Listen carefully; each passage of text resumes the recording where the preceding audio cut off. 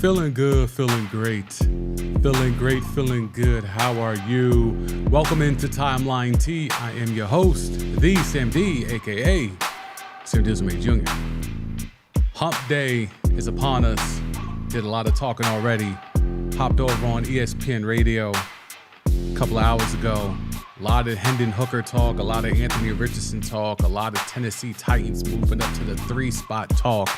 So very much up and ready to go to talk even more NFL draft as we get closer and closer day by day to the Carolina Panthers being on the clock.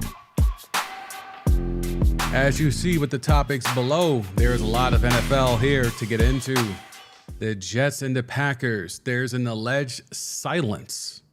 Do we believe that? It's just smoke and mirrors.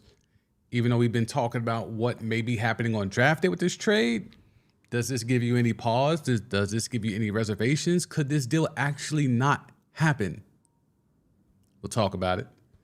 NFL draft rumors. Like I said, it was on ESPN Radio about 1 p.m. Eastern over there, ESPN Radio in Tennessee, Chattanooga.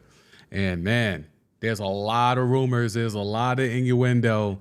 They think they might be on the verge of getting Anthony Richardson. There's a lot of talk of the Tennessee Titans moving up.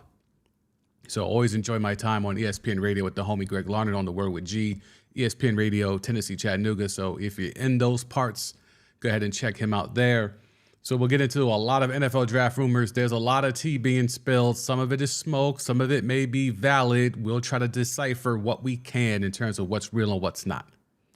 And I found an interesting article on the franchise tag. There's a lot of players that were designated for the franchise tag that have not signed a franchise tag yet. A lot of talk about Lamar Jackson and his franchise tag, but there's some other prominent players who were also put on their franchise tag, non-exclusive and exclusive, that have yet to sign their tags. Is this just a formality? Is there something more here? Because now they can't show up for off-season programs. So this is a big deal that a good number of players and players that are prominent to their team's success haven't signed the tag yet. So we'll touch base with that. There's a lot to get into as you pull up. If you could do your boy a favor, tap that like on the way in. I would be greatly appreciative of doing that. And I think we will begin slowly because I know we got some people that are going to pull up today, but it takes a while for the notifications to go out still for some odd reason. But I will wait a little bit here. But there's a lot to get into today. I like the flows that we've been having. Sometimes we go an hour if it's slow, but most times when y'all are rolling in the chat, we go for 2.5, 3 hours easy. And I always enjoy that because we get new people every time, it seems, pulling up and checking out the content and hopping in the chat and making yourself be heard. I'm not here to shun anybody. I'm not here to turn people away. Even if I may not agree with your take, you can always get your take off here, unless you talk crazy. If you talk crazy in a bad way, then, we'll have to run you up out the paint. I've had to do that with other people on the channel, not so far here on the stream, so I'm happy about that, but just on the channel. So keep it G. I keep it G with you. That's kind of how I move about things, but I think we're getting real closer to getting some bona fide information, not just T, even though this stream is Timeline T. And I see we got some people pulling up. I see you. Appreciate you. What's going to happen is I'm going to go ahead to this first story, and we're going to start it, right? Boogie Down in the house. Appreciate Boogie Down always pulling up when he can. A-Rod finna ghost the Jets and sign with the Niners. I mean, I need something to happen, Boogie Down. Something needs to happen because I'm getting a little tired of just these little trickle of information popping in, popping out. Like I'm a little over it. I need something to happen. So let's go ahead and highlight that. Jets, Packers, alleged silence. Let's go jump into the screen. So you see it here. The Packers and Jets haven't been communicating about an Aaron Rodgers trade for weeks, per the bluest of blue check boys, Adam Schefter. Quote, both sides now appear to be dug in, end quote. And here's a follow-up quote. My understanding is there hasn't been a whole lot of conversation, if any, over the last couple of weeks. Now, again, let's try to The timeline of this saga is kind of crazy because there's been times that we were told the compensation has been more or less worked out. We're just waiting on Aaron. Aaron came out and made his intentions known. Then it became, all right, well, now the two teams can get down to the nuts and bolts of it and work out a deal. Then it was, oh, they're close on compensation. The Packers wanted a first rounder. The Jets told them that's not happening. So now they're working on second round pick compensation, so on and so forth. Then it's been radio silence for this couple of weeks. Well, I've been telling y'all that, based off conversations I've been privy to, I think this deal's going down on draft day. I'm firmly entrenched now with everything that I've been hearing, stuff that I've been told. I'm hearing that this trade, more than likely, and everything is subject to change, clearly, I'm hearing this deal's going to go down on draft day. Now, whether that needs to be required when the Jets are on the clock with that first of two second-round picks, or whether it's just on draft day, that part, I don't know. But the more that there's little to nothing being done, the more I think, all right, they're just going to do this on draft day. Because at that point, what's the point of having all those second-round picks? What's the point of trading Elijah Moore to the Browns to get an additional second-round pick? What's the point of doing all that if you're going to wait till after the draft to make this deal done? To me, this is a deal that gets done prior to the draft or during the draft. I mean, does this have to happen where it's the NBA, where the Jets draft those, what they got, picks 42 and 43, I believe? They have to draft those two dudes and then package them to the Packers? Like, that's something you do in the NBA. That's not something you widely see in the NFL. So I'm not sure what's going on, what's the holdup. I think the deal is more or less done. The Jets got a shit ton of second-round picks. Go ahead and make it happen. Ship those two picks off. Maybe an additional pick. We've talked about it here where two second-round picks this year, maybe a second or conditional first, whatever you need to do next year, and let's just be done with it. But for some reason, we're getting conversations that the two sides are dug in, and there has been little to no conversation for weeks. Where's Lombardi Leap? He needs to come explain what the hell is going on with his franchise, because this is weird. This is weirdo energy to me, if this is valid. Again, this could just be smoke. I always give that preface. This time of the year, there's a lot of smoke. There's a lot of stuff that just floated out there. Remember, these people are doing shows that have to be put on the air for hours a day. Right? So they need something to talk about. They got to have different segments, different blocks. This could just be tea being, poured up just so he could get through today. He has to pop around all the shows on the 4-letter network to talk about NFL stuff. And he can't really talk about draft stuff. They got a bunch of people that can do that. So his lane is, he's the insider. He's the front office connect. He's the agent plug. What do you got for us today, Adam? All right, let me, spin the block on some of my Jet stuff and Packers stuff. Because here's the thing. This works. If we break down what's being said here, words matter. Both sides now appear to be dug in. Now, that doesn't mean that there's conflict. Both sides could be dug in. You want what you want. I feel what we should get back. Cool. My understanding is that there hasn't been a whole lot of conversation, if any, over the last couple of weeks. Now, that doesn't mean that they haven't figured out a deal. That could mean they've come to an agreement, they've come to an understanding, but they just can't say anything or do anything until draft day. Now, why they would wait till draft day beats me, but there's a lot of people that I feel are in the know that are kind of floating that out there as a real possibility now. So it remains to be seen. Boogie down in the comments early. What if A-Rod goes to the Jets and he ends up playing as bad as Russell Wilson when he went to the Broncos? Jets will look like straight fools. Yes, they would. They would.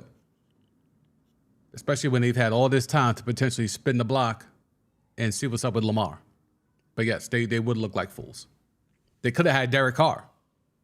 Derek Carr was ready and willing.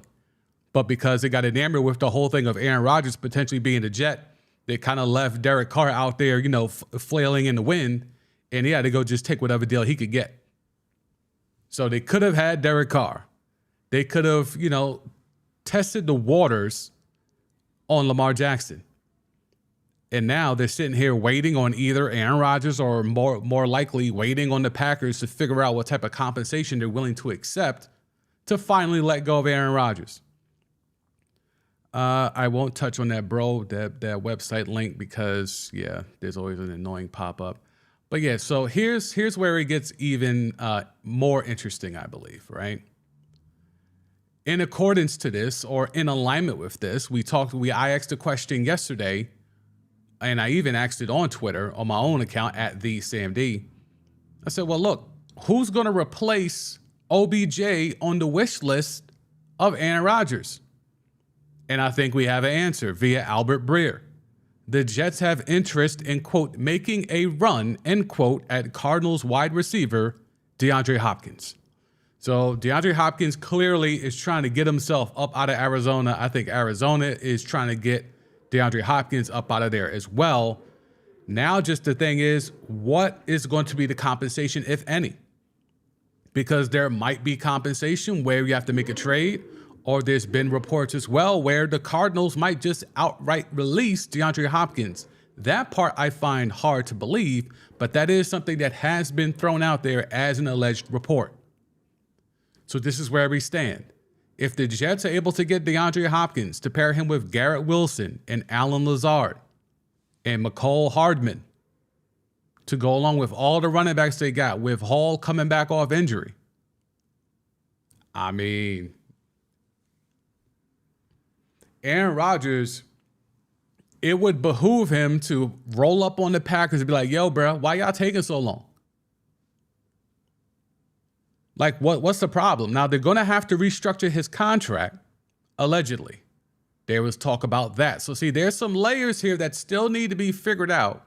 There's some hurdles that still need to be jumped to get this Aaron Rodgers thing under approval, because the Jets have done a lot in terms of restructuring the salary cap. The Jets have done a lot in terms of restructuring contracts. The Jets have done a lot in terms of shedding payroll just to be able to absorb Aaron Rodgers. Now they've gone out there and he had that wish list. Whether he tries to duck that smoke or not, man's had a wish list.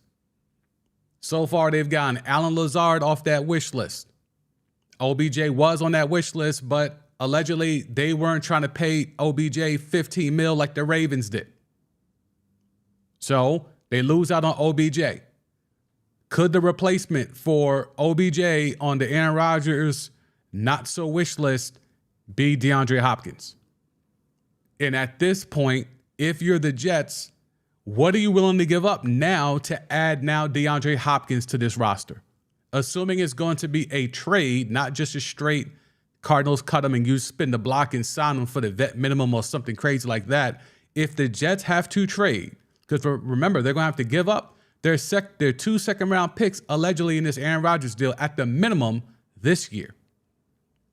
What's it going to take to get DeAndre Hopkins to also now be a Jet? And at what point do you say, this is too much? Because still, let's play this out. Aaron Rodgers, DeAndre Hopkins, Garrett Wilson, Allen Lazard, McCole Hardman, that's a lot in terms of weapons, right? Then you add in the weapons they have in the backfield. They have a plethora of running backs. Where do they stand at that point? Because I remember me throwing it out here on this stream a few weeks back, and the chat told me the Jets are still third in that division. So if that's the case, that they were third in that division, if they were to get Aaron Rodgers, now if I say Aaron Rodgers and DeAndre Hopkins, where are the Jets now in the AFC East? Are they still third? Are they at least better than the Dolphins? Are they better than the Bills? Where are the Jets if they find a way, whether through a trade or whether through, signing him after he gets cut, released, whatever, by the Cardinals? Where would the Jets be? Let me know in the chat. I have my thoughts. I'd rather y'all get it all first in the chat, and then we could go back and forth. Speaking of the chat, I see you, Alexandra. What's going on? How are you today? Boogie down. Is there any room on that Jets receiving core for D-Hop? You got Wilson, Lazard, Hardman, Corey Davis. Corey Davis is probably going to get cut. I think Corey Davis gets cut. Then you want to add D-Hop. The Jets would be under tremendous expectations. For sure. That's big facts. I think Corey Davis is the odd man out there. If you're trying to get D-Hop, you got to move Corey Davis. They were close. He's allegedly supposed to be gone no matter what. I know it was somebody here in the chat yesterday that said Corey Davis will be safe. I'm not sure if I believe, because OBJ didn't go to the Jets, so Corey Davis is now safe. I don't think Corey Davis is safe at all, regardless. I don't think, especially, let's say, worst case scenario, they can't get DeAndre Hopkins, then I think that opens up the lane for Reggie Cobb. Or Randall Cobb, excuse me. Now, if he can come into the fold, somebody got to go either way. So I think Corey Davis is gone, whether it's bringing in his man's Cobb or going out there and doing a big swing and go get in D-Hop.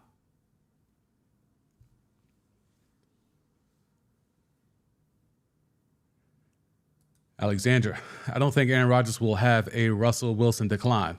Yeah, especially if they're able to surround him with a weapon like D-Hop to go along with Garrett Wilson, even if they don't. Let's start there. Because D-Hop, I think this is more smoke.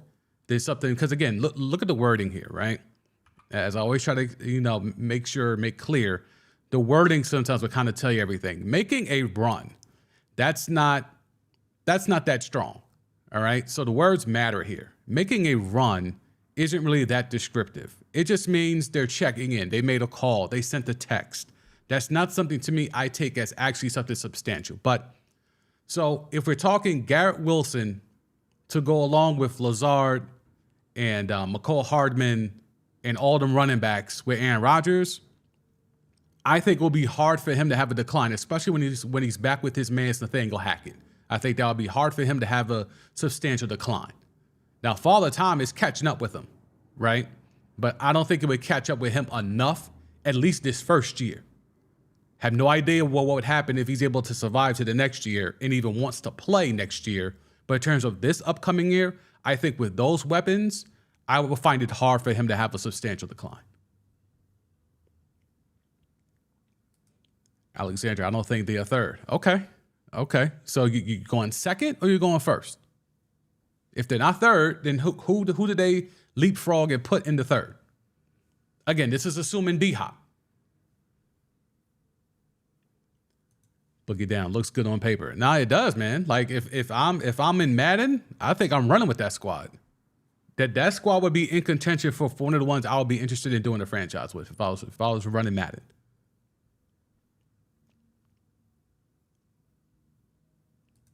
Boogie down. We've seen teams look good on paper that didn't work. For sure. That didn't pan out. Yeah, for sure. This might not work, right? Like, let's be clear. But I think ultimately, the fact that you're having a team invest this much to surround a quarterback that we would feel is still top 10, varying levels of top 10. Some people still, he's top 3, top 5, whatever. Bare minimum, even the worst, even the biggest or harshest Aaron Rodgers critic is going to say he's still top 10. You're bringing in a top 10 QB. Garrett Wilson is showing signs of being a young elite, top tier wide receiver. You're bringing in Alan Lazard, who's very familiar with Aaron Rodgers. You brought in McCole Hardman, who could kind of do a little bit of everything. Could be a guy that's in the slot doing some work. And also could do some gadget plays. He could come out the backfield, pause, and do some of that stuff. So, and then you have all these running backs that they kept unearthing last year. I think that's pretty strong.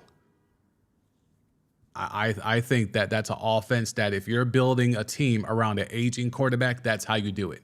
That's what, Alexandra knows that's what they did in Tampa Bay. It was already made. Brady came in there. He got Gronk to pull up. He convinced Fournette to come over. He convinced AB to handle it and hold it down for at least one season before he went AB, and they was able to get a ring out of it. Alexander, I'm going second behind the Bills. Okay. So Dolphins 1, Jets 2nd, Bills 3rd. I like that. I'm inclined to go the same way, to be quite honest with you. I think the fact that the Bills, unless they make a move on draft day or very soon thereafter, I don't think they've improved on offense. While you look at the Jets retooling everything, and while the Dolphins haven't per se made any big moves, I think they're banking on just the health of Tua Tagovailoa. I mean, they brought back the running backs. They brought back Mostert and Wilson. But in regards to big upgrades, they haven't really made any big splashes. So I would bank on the fact that just a healthy Tua, they can keep the momentum going from what they had last year. So, and I think that talent of having Waddle and Hill, they lost Gesicki. So tight end could be a thing for them, but they signed somebody, but I don't recall off the top of my head. If y'all know in the chat, let me know who they signed.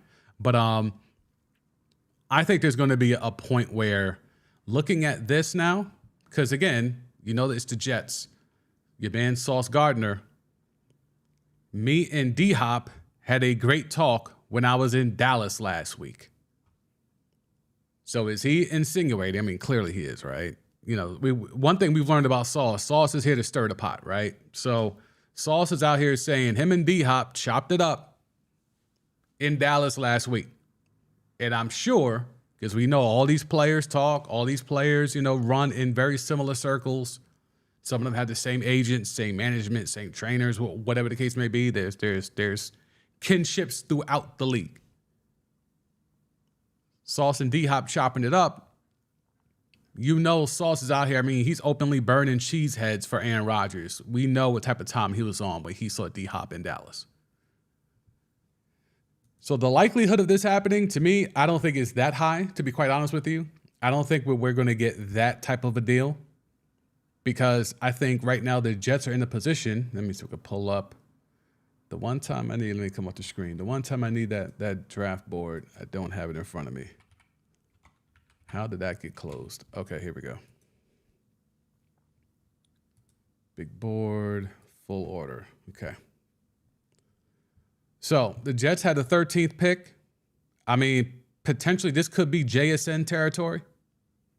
If they don't want to do the DeAndre Hopkins thing, they could potentially be involved here at 13 if JSN is there, Jackson Smith and Jigba. And then we have these second-round picks. And if for whatever reason the Aaron Rodgers thing doesn't work out, they got back-to-back picks where they could be in on receivers as well. Although there is a mock draft I have ready for y'all that has a whole ton of receivers going in the first round. So we've been, discussing the various reports about how there's some people inside in the industry, in the league, that are saying the media is overhyping the receiver class for this year. And only JSN, Jackson Smith and Jigba, is the only one that has a first-round grade. Well, whether this is the media striking back or not, but there's a few media people that are like, the hell with that. These receivers are going in the first round. So we're going to touch on that. I have a couple of new mock drafts. The one here on Tankathon hasn't been updated in about a week or so it's fallen a little bit behind, but it does give us this big board and things of that nature. But when it comes right down to it, you got Sauce Gardner out here saying him and B-Hop had a great talk when he was in Dallas. And now there's T that allegedly the Jets have interest in, quote, making a run at DeAndre Hopkins. Smoke or nah? So we will move, let's see, off of that in our NFL draft rumors. But before that, thank you for those who are able to pull up. If y'all could be so kindly and drop that like on your way in, the algorithm will appreciate it, and I would equally appreciate it. Boogie Down is in the house, in the chat. Jets doing all these to get A-Rod, who most only has 1 to 2 years left in him. Talk about a dumpster fire of an organization. Well, I think they realize their window in the AFC is very small. They have not hit on the quarterback. If they would have hit on Zach Wilson with him being a franchise QB, I don't think they go to these great lengths to improve this team this fast, right? Because they've been drafting very well with Joe Douglas.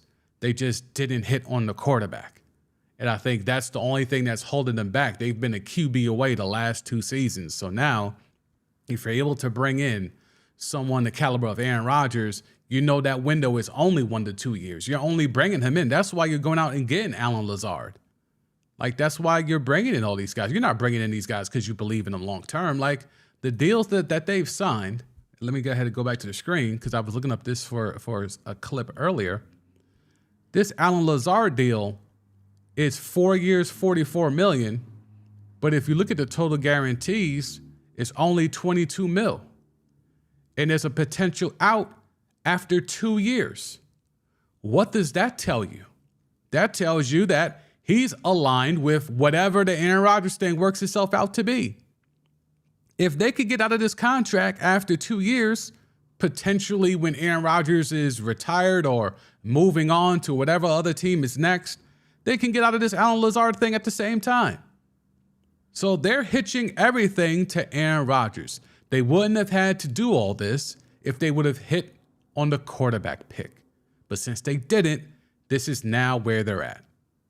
Where they have to go sign Allen Lazard. They make it look like it's big money, 4 years, $44 million. And then you really do the nuts and bolts of the deal. It's 22 out of that 44. So only half the deal is guaranteed, which really means they have a potential out after the second year. So again, this is why you can't really believe some of these reports that come out. And you had Ross Tucker yesterday, who we talked about. And, you know, he's out here using this Allen Lazard deal as a reference to why the Ravens shouldn't have paid Odell Beckham all that money. He's referencing this like, well, Allen Lazard only got $11 million a year. Well, Allen Lazard is not Odell Beckham. Jacoby Myers is not Odell Beckham. Oh, let me just move this over here for y'all. My bad. I didn't know it was cutting off. Jacoby Myers is not Odell Beckham. Juju, we know damn well, is not Odell Beckham. Adam Thielen at one point was a number 1 receiver, but he is a shell of his former self. I mean, this is really weird. It's really weird, the energy that's being used to, you know, dispel the Odell Beckham signing. But anyway, we off that. Alexandria, that's why Tampa got a ring. Yeah. They had ready-made pieces. They were a QB away.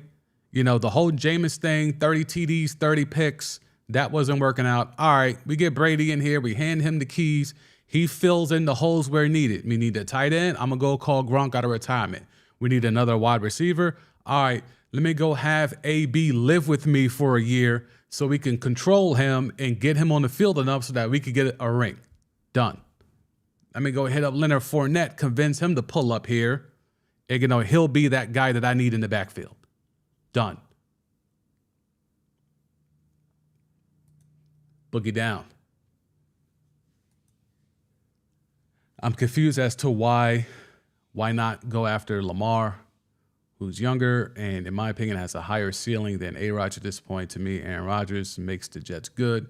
Lamar Jackson makes the Jets a juggernaut. I think the problem there, Boogie down, is Jets ownership.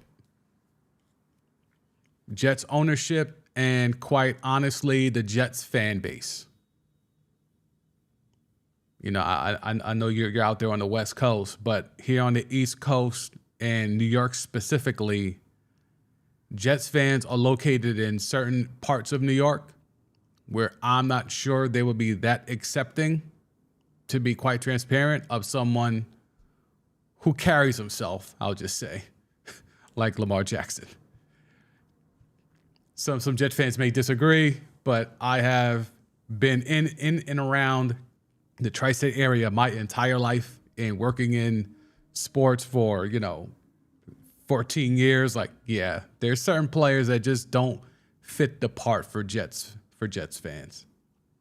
And Lamar is one of them. And Giants fans ain't that far behind either, by the way. So don't get it twisted.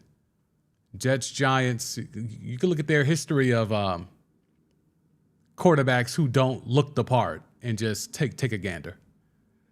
Let's see. Alexandra, short-term deals for guys so they can take Aaron Rodgers to bridge the gap between drafting a new QB. Yes, correct. For sure. That's kind of what's going on here. It's if this thing doesn't work out, they're only on the hook for 2 years. Even if Aaron Rodgers only plays the 1 year, they only have Lazard for that 1 year at $11 million. And I'm sure they can even cut him at that point and just eat that if they really wanted to or not. But, you know, I think it's not that. I don't think it's that bad of a deal for them doing that. I think if you're going to do it and you want this window to be right here, right now, we have enough young pieces on both sides of the ball. You know, they had the offensive and defensive rookie of the year. We need to capitalize on that before we got to pay everybody.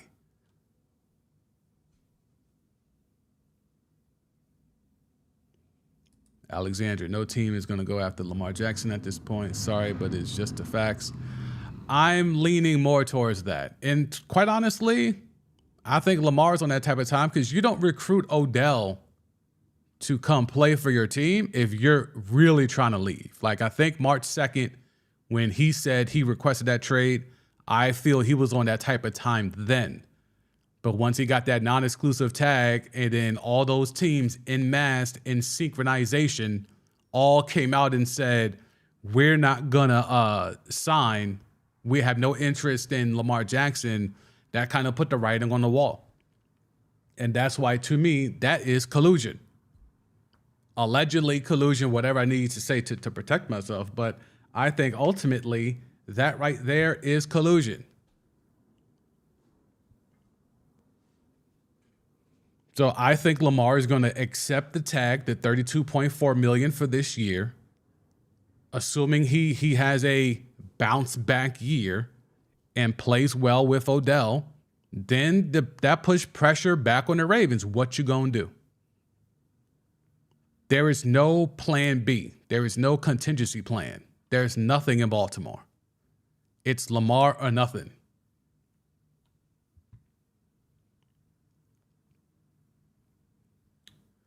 Joshua's here. What's going on, Joshua? Joshua, he has, without even trying, he's the guy that really stirs the chat up.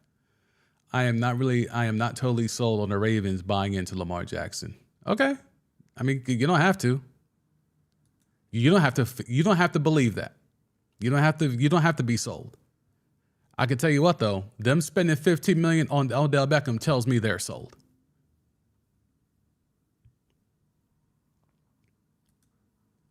Alexandra, Winston was not what I wanted on my team as a QB. Winston would give the other team the game. Yeah, I mean, 30 TDs and 30 picks. Like, it was the yin and the yang.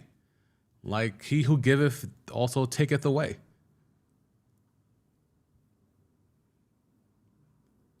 Oh, Boogie Down, you're up to speed. Okay. Yes, this is facts. Well, the second part, there are some black people in Long Island. Just nowhere near enough. Just not enough. Yeah. I would say I don't know the census numbers, but being that I grew up in Queens is the closest borough to Long Island. So I saw a lot of people coming and going from Long Island, and yeah, there's definitely just not accurate representation or not a fair representation of us out there. There's some places in Long Island I was told growing up I was to never be caught in. I'll just put it to you like that. In the great North, the great liberal North, there were some parts of Long Island that as a teenager, as a young adult, that was told, do not be caught out in this town, that county, whatever. You could say a sundown town, but I won't go that far because it's not actually on paper as a sundown town, but close enough. All right, let's see. So we have that. Let's see what else we can pull up here. All right, so we talked about Sauce. There's NFL draft rumors, right? So there's a lot of, I wanted to bring up some new mock drafts because we've been looking at the same one from Tinkathon and they haven't been updating. So we have Brendan Donahue. He's a contributor over at Sharp Football Analysis. According to him, I'll let y'all read it. He has the most accurate. He's the most accurate mock drafter the last 5 years. That's his claim to fame. But you see here, he's got 5 QBs taken total in the first round and 4 with the first 4 picks. So his mock draft goes as follows. CJ Stroud to the Panthers, Bryce Young to the Texans. The Raiders move up to 3 with the Cardinals. So they do a deal and they move up, jump in front of the Colts to take Anthony Richardson. The Colts at 4 then settle, I guess, for Will Levis. And then the draft actually begins at 5 with the Seattle Seahawks taking Will Anderson. They can see Devin Witherspoon being the first DB off the board, not Gonzalez, but then Gonzalez soon follow at 7 to the Cardinals. Then we have Tyree Wilson, edge rusher, who I think will be a better edge rusher in the league than Will Anderson, going 8 to the Falcons. Now you put him with Calais Campbell and Grady Jarrett, then, the Falcons are building a line. If they can find a way to get Tyree Wilson, the Falcons are building a line. And then we have the Bears fortifying the O-line with Paris Johnson. And then this is something if this happens, I might have to pull the fouls, because I mentioned this on the stream about 3 weeks ago. I said, what if Jalen Carter falls to the Eagles at 10 and they pair him with Jordan Davis again? Mercy. With Fletcher Cox and the rest of that D-line. Good Lord. The rich get richer. The Titans, we'll do the Titans first. The Titans taking the O-line. That is not what the Tennessee Titans fans want. I was on ESPN Radio in Tennessee, Chattanooga today. I do an hourly hit on the Word with G on ESPN Radio. And they're talking about moving up to 3 to get Anthony Richardson. And there has been some, rumors about that happening. There's been some stuff reported on NFL Network, I believe some other 3-letter networks. But there's been a lot of information, or a lot of rumors anyway, a lot of innuendo about the Tennessee Titans moving up to 3 from 11 and selecting Anthony Richardson. So essentially it's come down to whoever gets to 3, we are assuming wants Anthony Richardson. So, shout out to Greg Larnard. I was on his show today, ESPN Radio, out there in Tennessee, Chattanooga, and they're going hardcore for the Titans to move up from 11 to 3 and selecting Anthony Richardson. But right here, we got the Raiders moving up from 7 to 3 and selecting Anthony Richardson. So remains to be seen, but I think the one thing I want y'all to focus on is look how many wide receivers are being drafted here in this mock. And again, we had the report last week that said that people in the league are saying this draft class of wide receivers is not that strong. Yet and still here we are with 1, 2, 3, 4 wide receivers being mock draft into the first round. And oh, by the way, Hendon Hooker, all the way down to 23, he sneaks into the first round, 23 to the Vikings. Heir apparent to Kirk Cousins, is that a thing?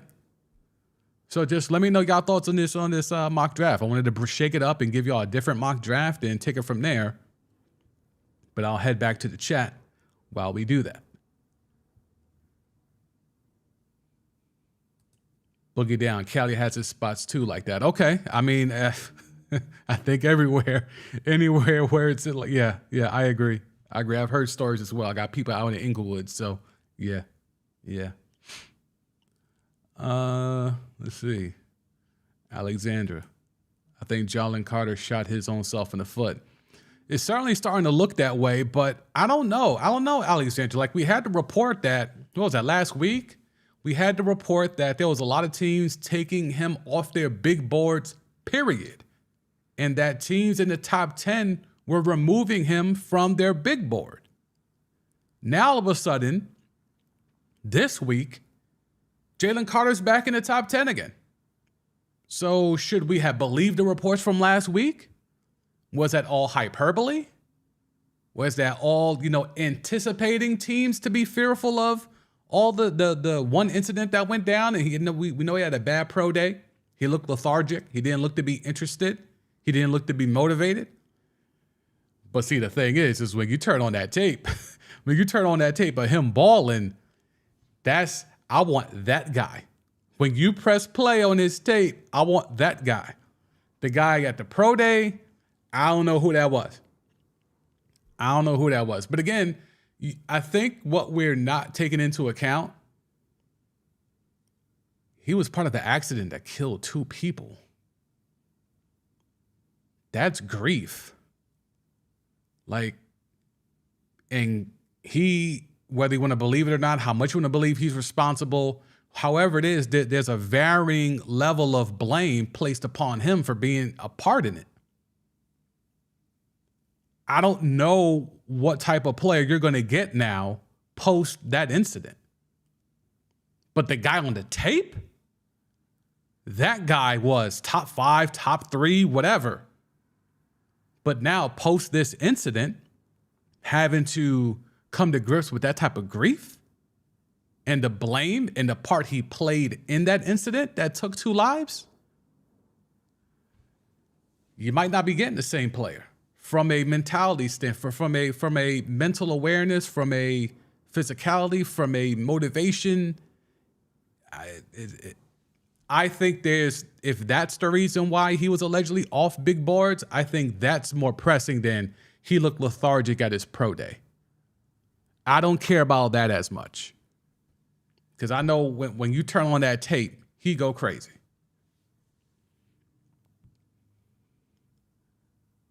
Lombardi Leap, you're late. I'll spin the block briefly. I'll spin the block briefly and get you up to speed. Let's see. Alexander, he showed up for drills, overweight, and winning. Yeah, he was bad in his pro day. He did not. Pro days are tailor-made for you to look your best. They only run the drills where you're going to excel at. So they set it up for him to win, and he looked horrible.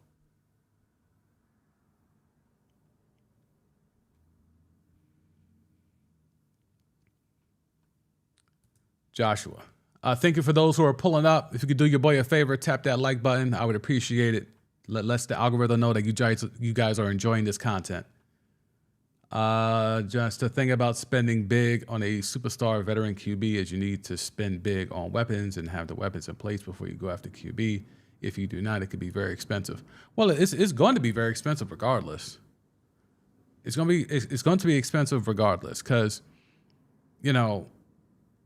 if you, let's say, unless you strike gold and you catch everyone that's worth a damn on a rookie deal, it's going to be expensive.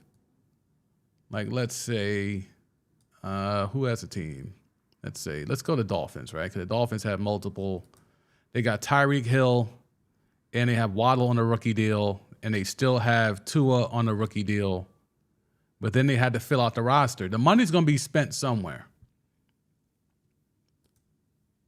Okay, so we see the base pay here is Byron Jones, but he's going to be gone, so can't really count that. Christian Wilkins. I feel like this isn't really hitting. Okay, Ramsey. The Ramsey number, is that small? Hold up. What column is this? Dead cap. How is wait a minute, did I miss something? Jalen Ramsey's only getting $1 million. How, Sway? Let's check out this Jalen Ramsey contract. Because that's the thing, because to me, you're going to spend it somewhere, right? They're on the hook, base pay. Oh, wow. Yeah, good Lord. So is this before the extension? So this is before the extension. Okay. So, wow. Did they renegotiate this? Because how was this $35 million guaranteed signing bonus plus 2023 salary plus 2024 salary plus 2024 roster bonus? Oh, they structured the hell out of this deal. And they can still get out after 2 years. So they're not even on the hook for this last year. Oh, this is I don't want to say this contract is bad because it's 3 years, 55 mil, but he's getting 35. But again, that's if he gets to 2024. Yeah, like, so that 2025 year, there's only a roster bonus of $4 million. So that's the only thing that's actually guaranteed. Oh, this is funny money. Okay. So in theory, a team like the Dolphins that have a lot of big name players are going to have to, pay these guys. And they got Bradley Chubb, they got Jalen Ramsey, they have Tyreek Hill, they have all these guys that they're paying. And now they're trying to figure out what to do with Tua, and that's why they had to figure out what to do with Tua's option. Let's see, Tua, where is he at? There he is. They had to pick up that fourth-year option on Tua, so he's there. And now if he plays well enough this year, then they got to do that 5th year. Because I don't think they're going to give him a long-term deal because you can't trust him. You can't trust him yet.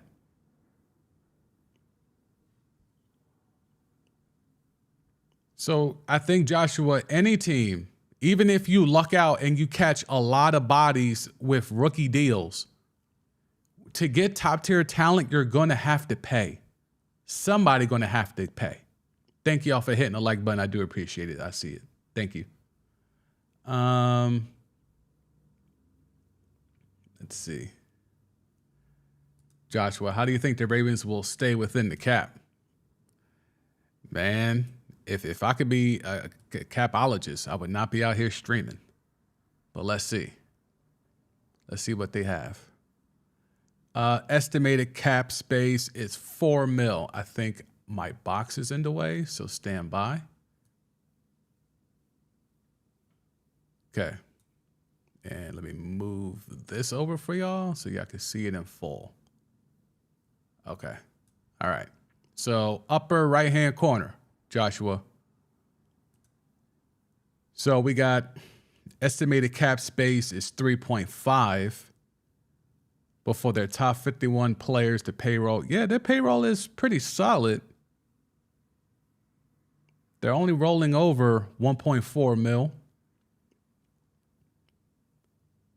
Well, out of their top 51 players, they still got $4 million of cap space left. And I'm assuming this is including the OBJ deal.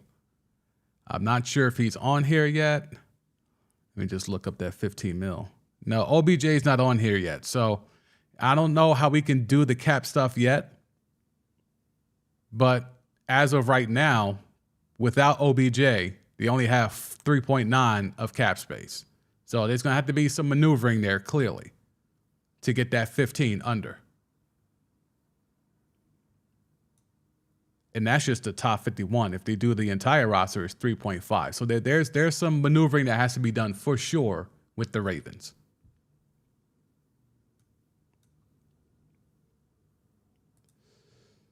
The only question is, how will they keep on providing weapons for Lamar? It is not exactly like the Ravens spend much normally on offense. Well, I think that's changing, Joshua. I think that's something where we have to talk about. I think that's changing. I think this Odell signing is a sign. That's why I'm a little bit more reserved in the vitriol that I've been having on this channel for weeks about, why don't they want to sign him? Why don't they want to pay him? I think this is all just playing it out. I think the Ravens are playing this out. And unfortunately, because of the alleged collusion that I think actually did happen, allegedly, I think this is just there's very few cards Lamar has left to play. I think the card now is, all right, I'm going to be Kirk Cousins. Give me my 32.4 this year. Give me the exclusive tag next year. And then let's see what happens when I hit the market in 2 years and no one has to give up any draft capital for me. Let me see the owners go out here and lie like they did to me a few weeks ago when they all synchronized their responses. I think that's where we're at with it. But, in regards to the draft, I want to make sure we're staying on track. And get the windows lined up here. In regards to this draft, right? So here's the thing, Joshua, as well. You have the 22nd pick. you can get a cheap receiver that's good with that 22nd pick. If we're going by this mock draft, Quentin Johnston would be available. I mean, low-key, Hendon Hooker is too, if you really want to get spicy. But anyway, we'll focus on Quentin Johnston. Or if you really want to be dynamic, Bijan. But I don't think you do it because you got JK. But Quentin Johnston is a guy, you pair him, he's a big target, can get vertical. You pair that, even if OBJ is just a 1-year rental. You're assuming Bateman, who's not bad, he just is not, to me, projects to be a number one. I think Quentin Johnston, with the combination of size and speed that he has, I think he could be more of a number one than Bateman. So you're talking about Lamar potentially next year, assuming OBJ is just a 1-year rental, with Quentin Johnston, Bateman, still have Andrews. Maybe they pick up another tight end because Monken likes to do multiple tight end sets, and you still have JK. Now this offense is looking dynamic instead of stuck in the mud like it's looked for the last couple of years. So, I think that's where I would be with it. You don't have to go out there and get DeAndre Hopkins. You don't have to go out there and try to swing for the fences in terms of spending a lot of money. Just do better at drafting. And I think in this year's draft, even though the insiders are trying to tell you that this isn't a strong wide receiver class, I think there's a few standout guys. And I think Quentin Johnston is one of those guys. And if he's there at 22 and you're really trying to invest for the cheap and help Lamar and in turn help yourself, that's where I would go. Lombardi Leap. Chris Sims out here saying the Packers hate Rodgers. Media out here looking for clicks. Facts every day. I was explaining earlier, Lombardi Leap, that, I'll spin the block for Lombardi Leap because he's loyal. We'll spin the block.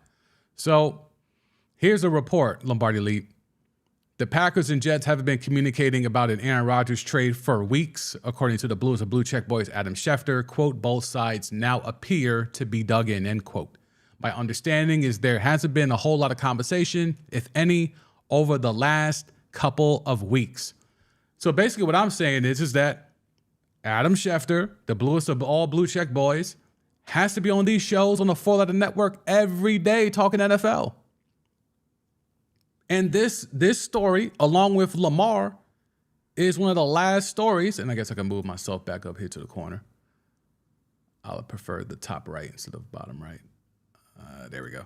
So, ultimately, he has to be able to come up with something because the only two main storylines left are what's going on with Lamar and what the hell is going on with Aaron Rodgers and the Jets. So every day he has to come out here and give an update. But there's nothing.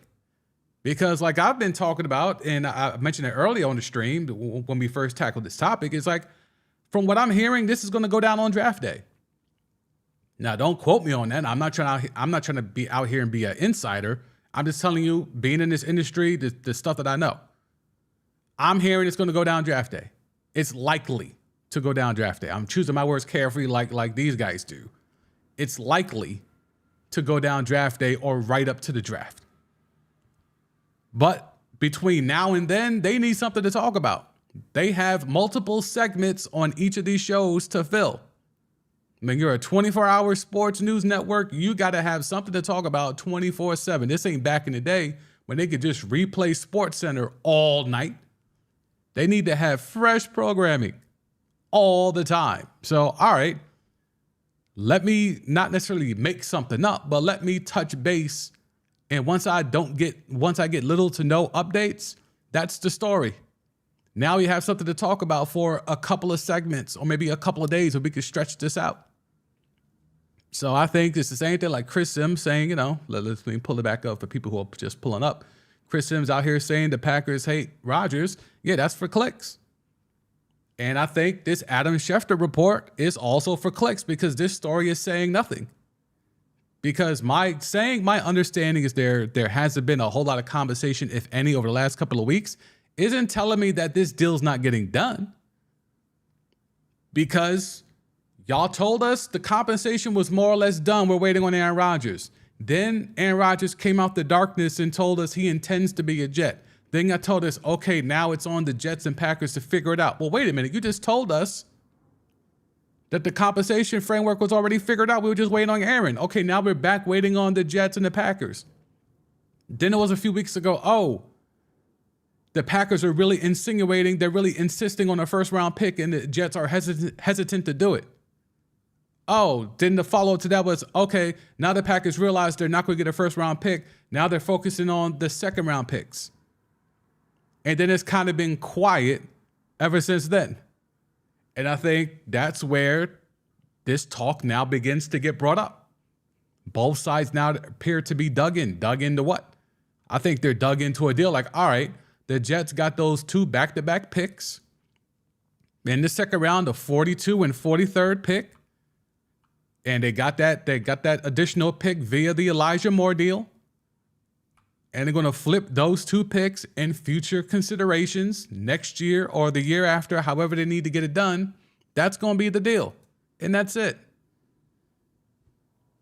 And, Chris Sims was out here yesterday talking about how, Will Anderson's the 5th best edge rusher. So he's trying to push all the takes out to get people to check out his content. Every day, I keep telling you, every day, there's always going to be someone who says the thing. Every day it's a competition. Each morning show, each afternoon show, each podcast, each website, each aggregating website, they're all racing every single day to find someone who will say the thing.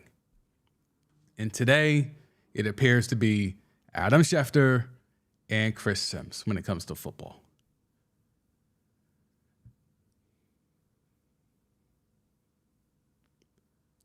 Back to the chat. Alexandra, I had this whole fantasy trade. Don't think it will happen, but trade Devin White to Baltimore for Lamar.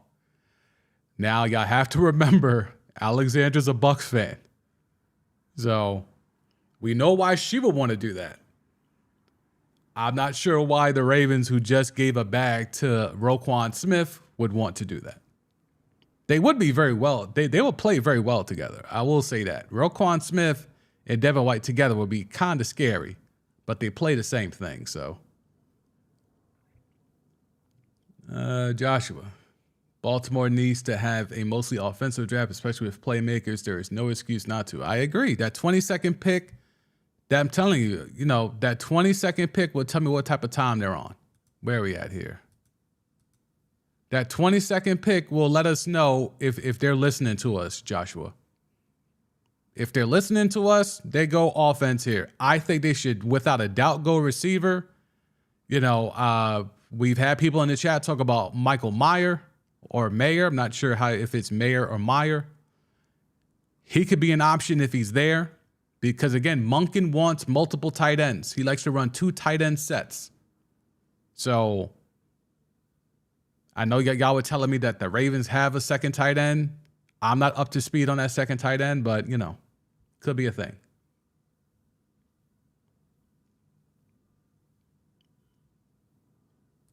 Bring the heat in the house. He's showing his face. You're lucky today isn't an NFL day, isn't an NBA stream. Let's see. I see y'all in the chat. Y'all going in. Y'all going in. Boogie down. Because they got OBJ and over the hill, injury-prone guy towards the end of his career. You call that getting weapons for Lamar. I mean, I think it's an attempt. I'm not calling OBJ over the hill. Not yet, anyway. Not yet. Because, he looked damn good for the Rams, and then, yes, he got hurt. But, man, the Giants' Odell is gone, right?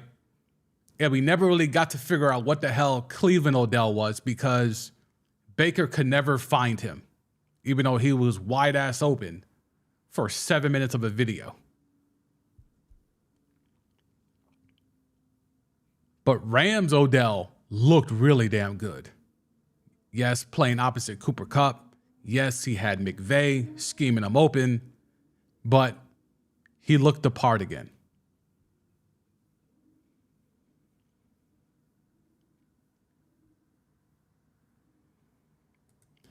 I agree with you here, Joshua. Why not do it on offense? I agree. Overwhelm. That's the key for this offseason for these teams. Even the Chicago Bears, who are one of the most conservative franchises ever offensively, even they figured out we have Justin Fields. He has no weapons. We're going to do an in-season trade for Chase Claypool. Now, while it did not look good for the second half of the season, they didn't care about that. They cared about having Chase Claypool with Justin Fields for the foreseeable future. To pair him with Darnell Mooney, to pair him with Cole Kmet. I mean, if I don't know if I believe in Cole Kmet, but they seem to be high on him.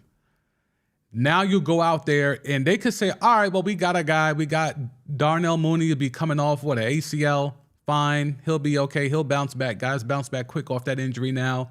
We got Chase Claypool. We're fine. No. We're going to go out here and get DJ Moore, a real elite top tier #1 receiver to try to overwhelm teams. So if the Bears can figure that out, that's the play, that's the move, that's how you evolve with today's NFL, then the Ravens should be doing the same damn thing. And if they're not doing it, then someone's head needs to roll.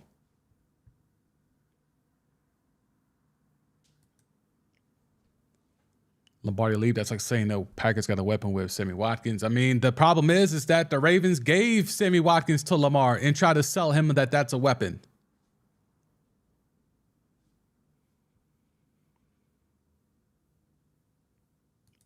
Nelson Aguilar, bring the heat. Nelson Aguilar is passable. I think you're being very generous. You're being extremely generous to Nelson Aguilar.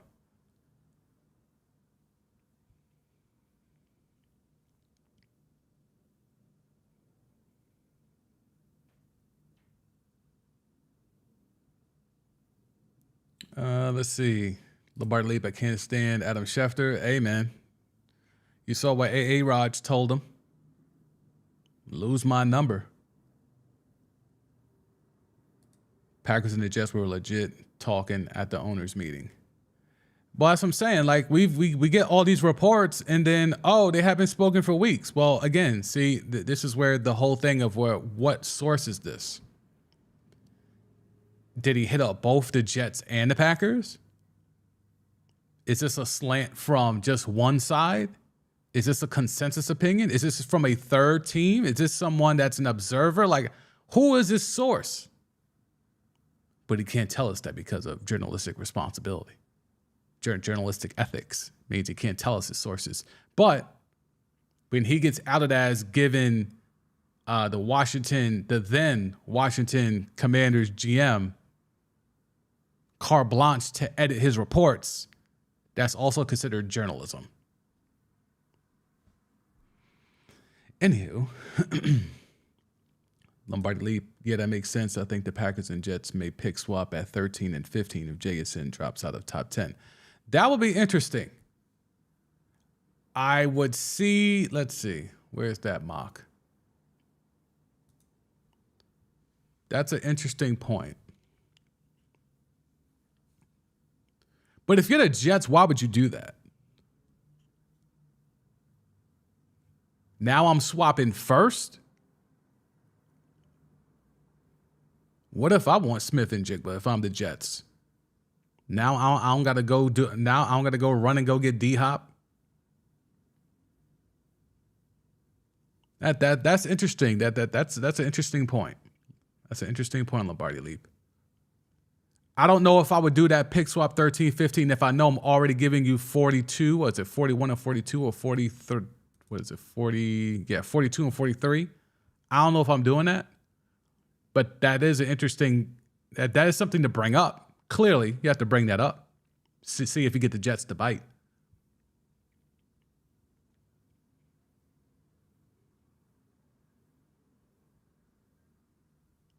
Joshua's going in on the chat. Bring the heat. Yeah, man. That was a bad one last night, bro. That was a bad one last night, man. That was rough. That was rough. When Kyle Lowry's your leading scorer in a must-win game, yeah, that's poverty, bro. That's real poverty.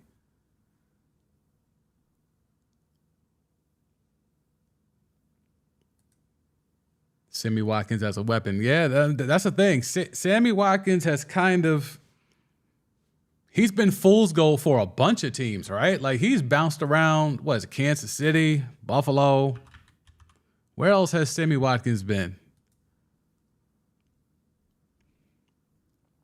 Buffalo, Rams, Chiefs, Ravens, and the Packers. Yeah, so he's been fool's gold everywhere he goes. He had those first 2 good years, and it's been downhill ever since. Those first 2 years were really good, solid.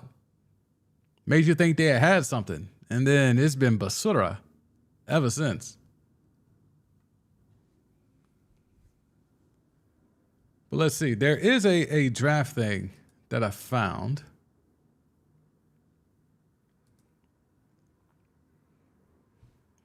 This ties into the Schefter report, right? So Schefter keeps floating out Panthers are going to take Bryce Young. Texans are going to take Will Anderson.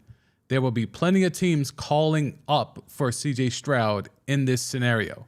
Cardinals have the incentive to wait until the draft, while I think teams who are open to AR-15 and Will Levis at 3 should trade now. Then we have more here. If the Texans only like Young among the QBs, they should, of course, trade out of 2 and get 2024 first rounders to get themselves into the Caleb Williams sweepstakes. I'm preparing for madness this year. Yeah, that's, to be quite honest with you, that's kind of what I insinuated on ESPN radio earlier today. I said if I'm, the Titans fans want them to trade up for AR-15 at the 3 spot. And I'm like, the collateral you're going to have to give up to move from 11 to 3, to me, is not worth it. When you have Caleb Williams coming out next year, I'd rather tank this year. If I'm the Titans, tank this year and hope to win the Caleb Williams sweepstakes. Don't trick it off like the Texans did with Lovey. Find a way to get that top pick for Caleb Williams, or set yourself up by collecting picks for next year to try to move up from wherever you end up next year to try to get Caleb Williams. So I would not give up too much draft collateral this year. I would actually be building my draft board for next year by amassing future picks so I could try to move up with those picks to get Caleb next year. That's where I would be if I'm a team that knows it can't get Anthony Richardson or Will Levis. I'll rephrase. If I'm a team that only really values Stroud or Young, but I'm willing to accept Anthony Richardson, but I have to move up a lot to get him, I would not do that. I would stand pat, collect talent. If I have to trade down, move back, collect future picks so I could try to flip and move up to get Caleb next year. I'm willing to give up a lot of draft collateral to move up for Caleb next year. I'm not trying to give up a lot of draft collateral to move up a lot, especially from 11 to 3 for AR-15. I'm not doing it. Now, if you're telling me, you're going from, where are we at? Like 11 to 3 is a big jump, yo. Like that's not a swap. 11 to 3 is a big jump. Like 7 to 3, like the Raiders pulling this off, they're giving up way less than you would have to give up to go from 11 to 3. 11 to 3, you're going to get, you're mortgaging a lot more. Why would you mortgage that much? No offense to AR-15. Why would you mortgage that much when you know Caleb's coming out next year?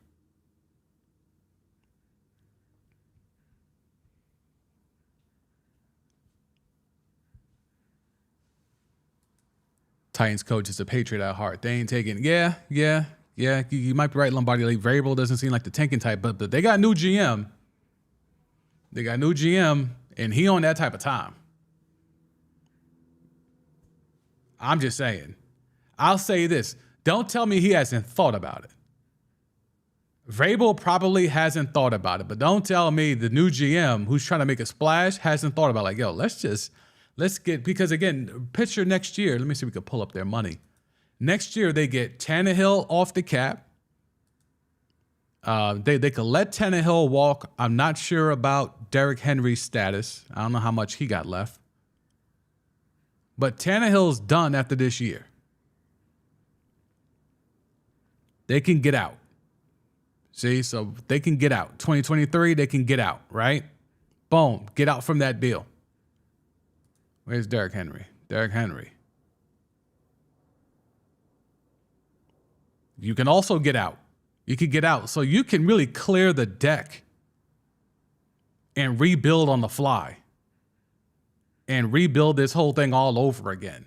So I don't know. Vrabel probably is not on that type of time, but if I'm a new GM and I'm trying to make a splash and I see all this money that they could potentially have come off the books, that would be my incentive to tank and fall into the lap and have Caleb Williams fall in your lap to me.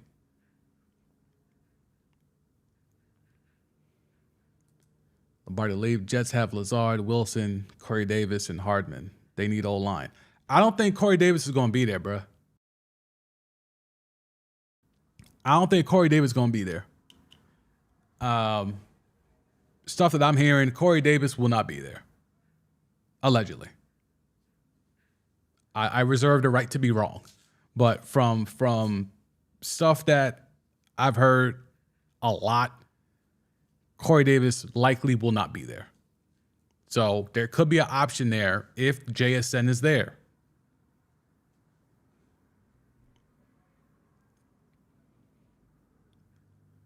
Okay, I gotta get up to speed on Likely. Yeah, y'all have been telling me about Likely. Let me get up to speed on Likely.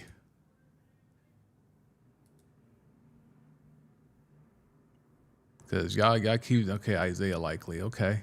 6'4", 240. I mean, he's playing behind. So, but here's the thing. It's hard for me. Oh, 60 targets, 36. Okay. Y'all think this is good enough? I'm purely just allowing y'all to tell me. I don't know. I'm not going to sit here and pretend like I know how Isaiah Likely gets down. But if they're running multiple tight end sets, y'all think Likely is good enough? Is he dynamic?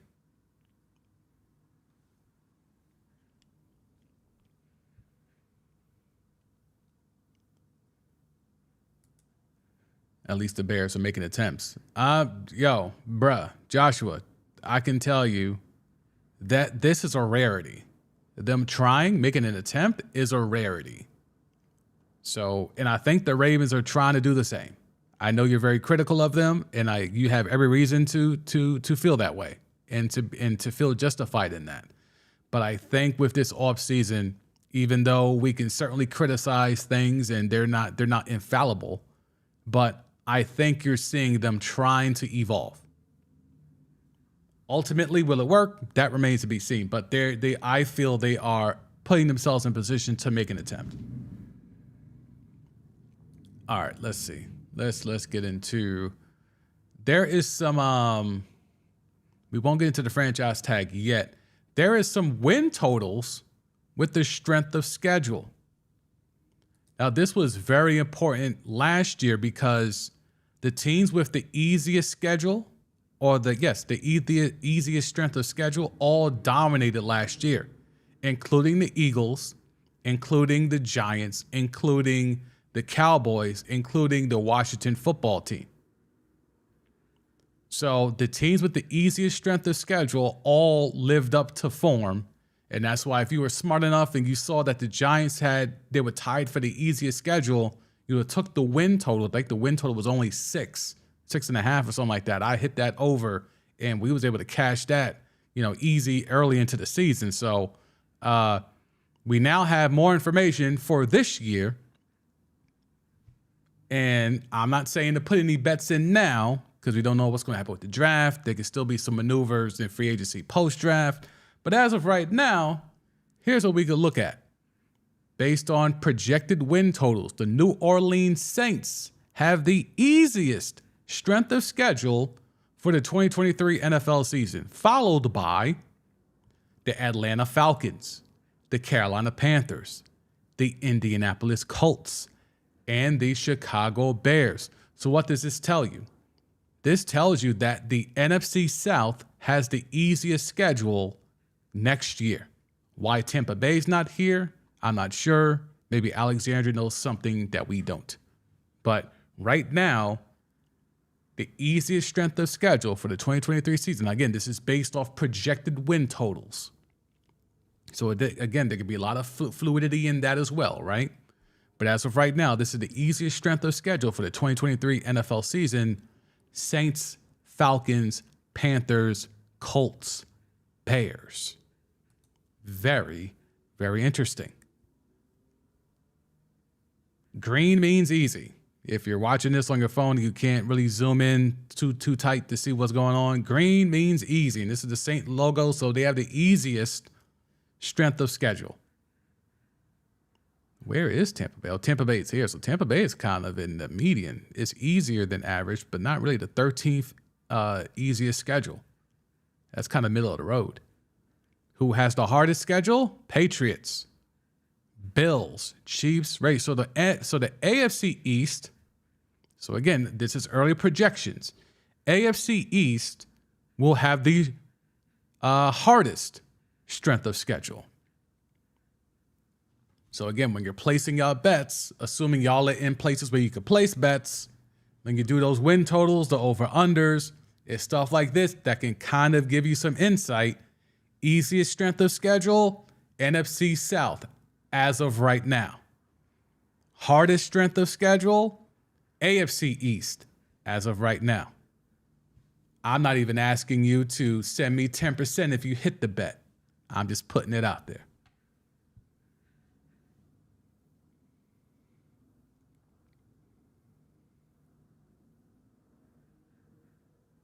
I'm going to hit the chat. Boogie down. Likely has promised he didn't get opportunities because of Roman. Okay. I'll tap in. Likely is a receiver tight end hybrid, similar to Darren Waller. Not saying he's anywhere near his talent, but his play is similar to that. Okay, you guys up to speed. I appreciate that.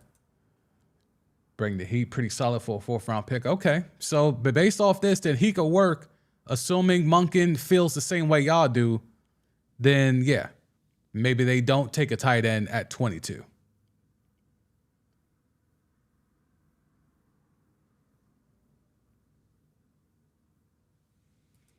Lombardi Leap, I know they saved $10 million by cutting Davis, but he is pretty reliable and clutch. Yeah, but I guess the point is he necessary? If you brought in, you already have Garrett Wilson. He's your bona fide number one. You're bringing in Allen. You're bringing in Lazard. You brought in McCall Hardman. You may or may not be bringing in DeAndre Hopkins or another receiver via the draft. At that point, that's 4 receivers by my count. Unless you're keeping Corey Davis just for injury purposes, why would you keep that when you could save that $10 million, knowing that this is a business, right?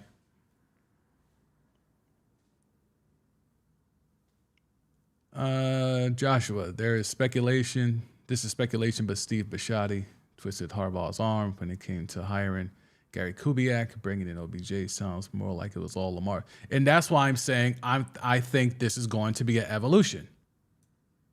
I think this is going to be an evolution. And that's why I think, you've been very critical, as you should be. But I think this signing, especially with the money necessary to make this signing, I think that's a sign that the Ravens could finally be understanding what they do have and what they could have if they build around Lamar instead of asking him and Mark Andrews to do every single little thing to make this team go offensively.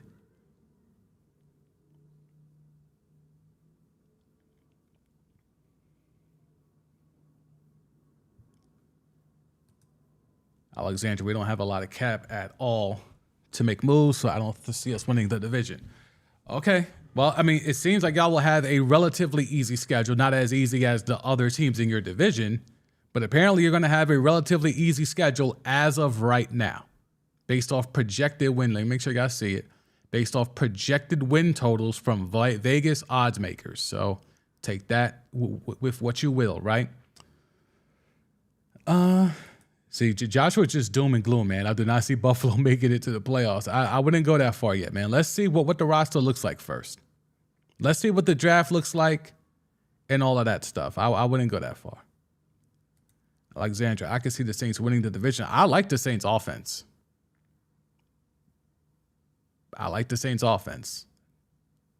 So, yeah. And if they can improve upon it, if they can somehow add more weapons to it, Olave is nice. I like the other kid they got. Who's my man's? I always mess his name up. If Thomas was in here, he'll be able to tell me. Let's see. Receiving yards. Where is he? Not Jawan. Shaheed. I like Shaheed a lot. I know Jawan Johnson is good at tight end. They could probably use an upgrade there. But I like Shaheed a lot.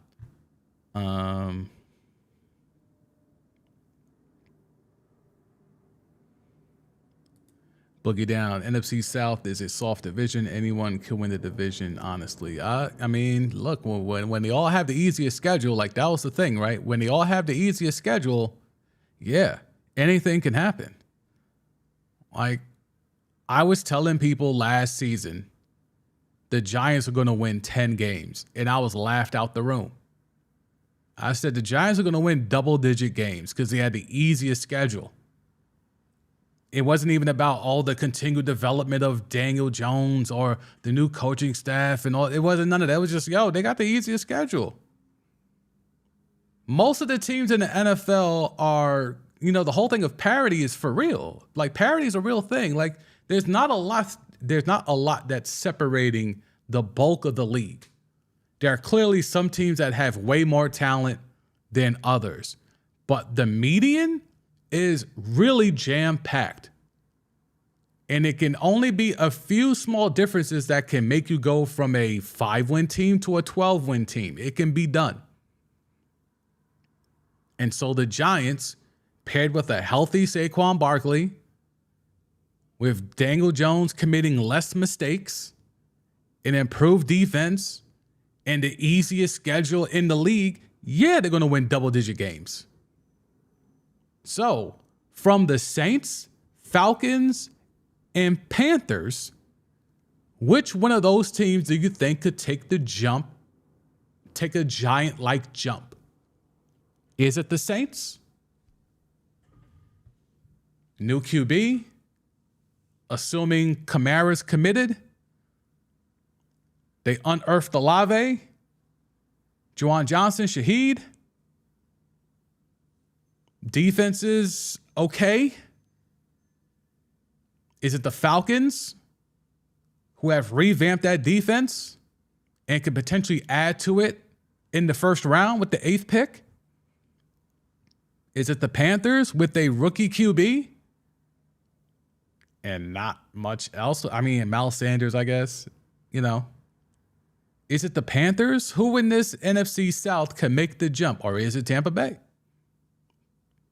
Could Tampa Bay surprise us in Alexandra and make that jump back into relevance?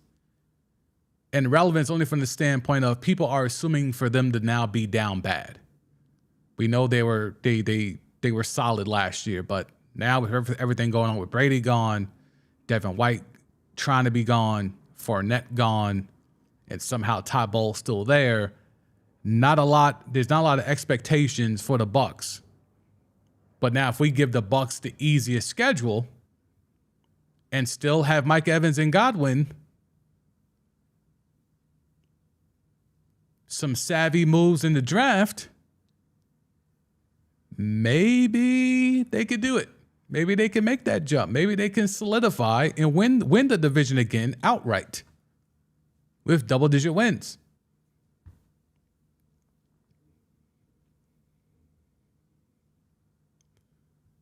Oh, y'all lighten up. Y'all lighten up to the NFC South. Alexandra, as a Bucks fan, I was really hoping to land Derek Carr, but that didn't happen. Yeah, that would have been a good move. And now you have to face him twice a year. Boogie down. If Lamar Jackson went to the Falcons would be favorites to win that division. They would be for sure. For sure. I mean, if they had Lamar, yeah, you could pencil them in for a minimum 10 wins. Minimum.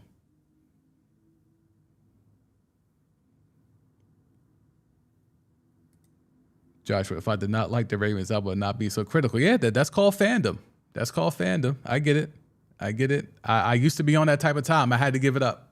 It was causing me too much stress and anxiety for something I have absolutely, positively no control over. But I appreciate people like you that still can have that passion. I appreciate it. Trust. You may have to battle people here in the chat sometimes, but I appreciate it. Who's worse, NFC South or AFC South? Facts. Let's see.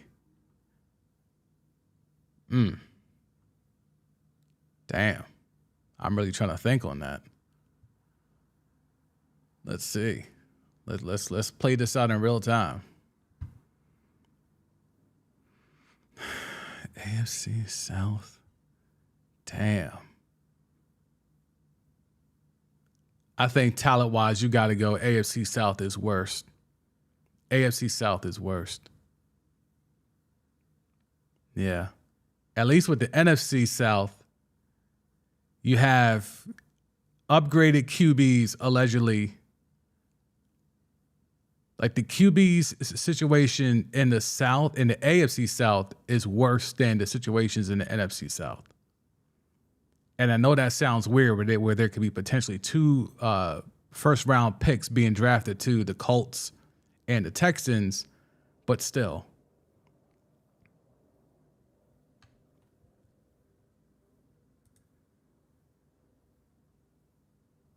The Bucks getting Brady is looking like a bad move after all. How?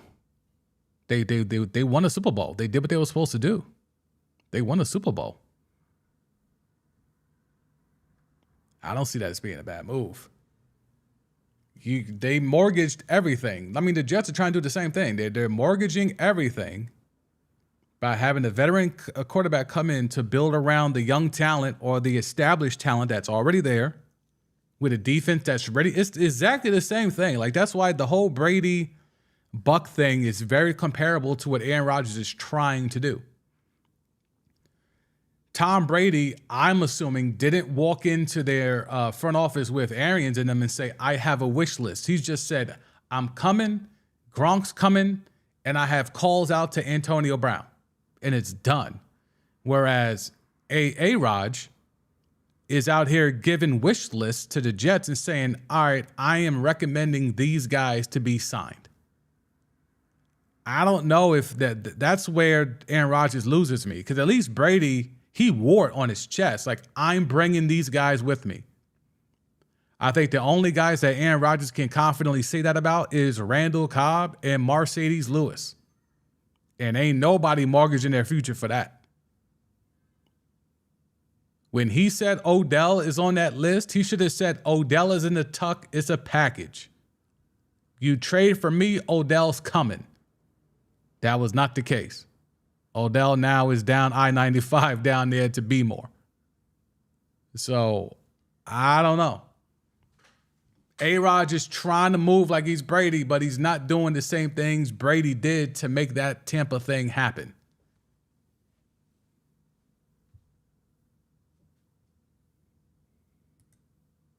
Alexander, the only thing that hurt was the cap hit. Yeah, but that's the risk you take.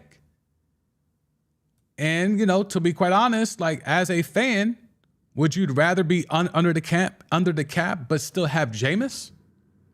Or be over the cap, Brady's gone, but you have a chip from a couple years ago?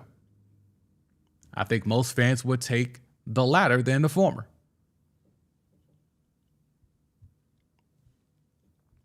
Come on the screen here. Appreciate y'all. Thank y'all for pulling up. Appreciate y'all being active in the chat as always. You guys have made this live streaming thing very easy for me to be able to come on here every day and tap in with y'all. Let me see. Where else can we go with this? So the franchise tag, right? There are some players that have not signed their franchise tag. Among them is Saquon Barkley. Kim Jones, shout out to her, used to work with her. Kim Jones, I'm told Saquon Barkley will not be signing the franchise tag and therefore will not be eligible to participate when the Giants offseason program begins Monday. Now, Ian Rappaport spins the block on that and it says, among franchise tag players, Tony Pollard has signed his tag. Josh Jacobs, Lamar Jackson, Saquon Barkley, and Evan Ingram have not. No signed contract equals no offseason program. So, out of these players, we've talked a lot about Lamar Jackson, but out of Josh Jacobs, Saquon Barkley, and Evan Ingram, is there any concern about these players in not wanting to play? I think there's some smoke there with Josh Jacobs. I think there's smoke there. He's made some comments on social media. When Darren Waller was dealt, he had something to say about that. Like there could be something here where you're seeing some of these guys, and we know the thing with Lamar, so we understand that. But Saquon, Evan Ingram, Josh Jacobs, they're not going to be at off-season programs. Big deal, little deal, or no deal. To me, for Saquon, it's no deal. It doesn't mean anything. Doesn't matter. Evan Ingram, he's still in Jacksonville, right? That's where he's at. Yeah, he had a good gear for them, too.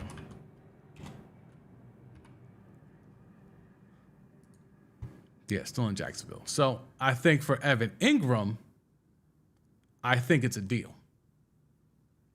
Not necessarily a big deal, but a little deal. Josh Jacobs, to me, that's the big deal. He's the last guy left. Devonta Adams, he's just there for the bag. He's won. Josh Jacobs is trying to get the bag. He did everything he was supposed to do.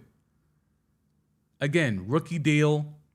The way that he excelled and performed last year, he should have gotten an extension. But because he plays a position that is constantly being devalued, which is running back, he's now being put up. Man's led the league in rushing, bruh. Had 2 good years to start his career.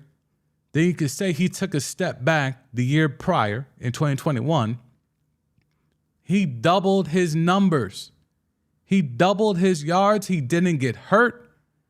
Career high in carries. Career high in touchdowns. You see how many first downs? Highest yards per attempt. Caught the ball out the backfield. Career high in receiving yards. And they still wouldn't pay him. I think this is a big deal. I'm not saying he's available via trade. I'm not saying any of that, but I think in terms of someone just not being happy with the fact that they're on the tag. I think Evan Ingram knows why he's on the tag, and it's because all those years with the Giants where he was mid. Saquon is on that tag because of him being hurt. Lamar Jackson, well, we're still trying to figure out why he's on the tag, but it is what it is. We've done that enough. He's on the tag. But this Josh Jacobs on the tag after the year he put up. Yes, he's a running back. Yes, they are devaluing running backs at a rapid rate. But why? Why would they not extend? Now, again, the Raiders don't have no money. I would love for someone to do some reporting as to why the Raiders don't have money. How can an NFL franchise that moved hellfire and brimstone to get the team to Vegas to build that stadium out there, which is a beautiful stadium, and it looks like it's sold out. They rent it out for other events, concerts, and the like. Why don't the Raiders organization have money? What's their cap? Let's take a look at their cap.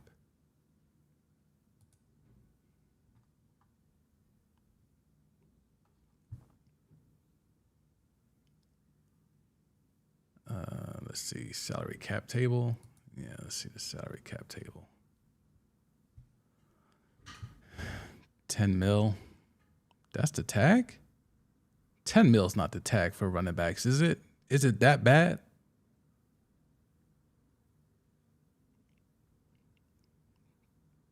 Their dead cap's not that bad. I mean, they're eating the Derek Carr money and Alex Leatherwood.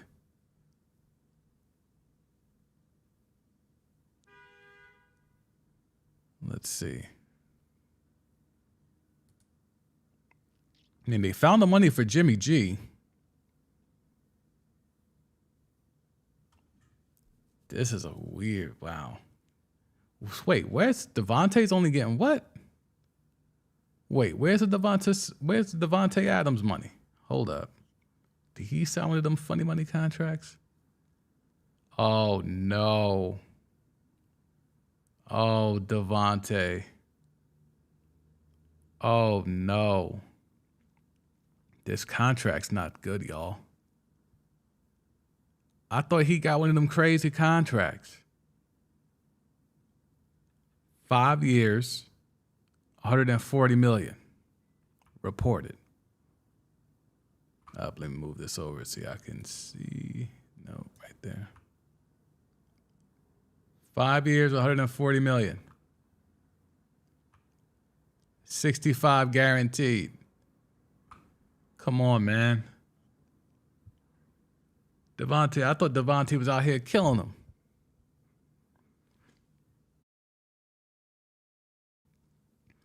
He gets a roster bonus in 2023, $20 million. Okay, so we tack that on here? That's crazy, Alexandra. I didn't realize it. I didn't realize that the running back position has been devalued to that point to where it's only $10 million for the running back. That's crazy to me. Oh, how the mighty have fallen. Good Lord.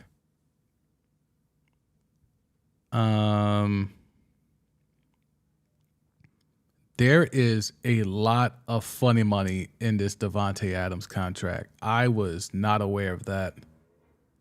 I knew he wasn't getting fully guaranteed. Of course, it's $140 million for 5 years for a receiver, but I thought he was getting way more than 65 guaranteed. Like there's not even a roster bonus, it's a signing bonus.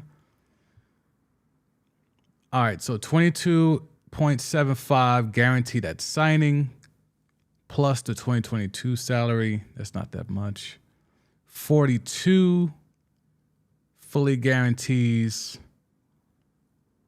That's the roster bonus, plus the 2024 salary. So that vest. Okay, so that vest. Then there's a 20. So this is about 65. Yeah, so the only thing, so he only got 65 guaranteed.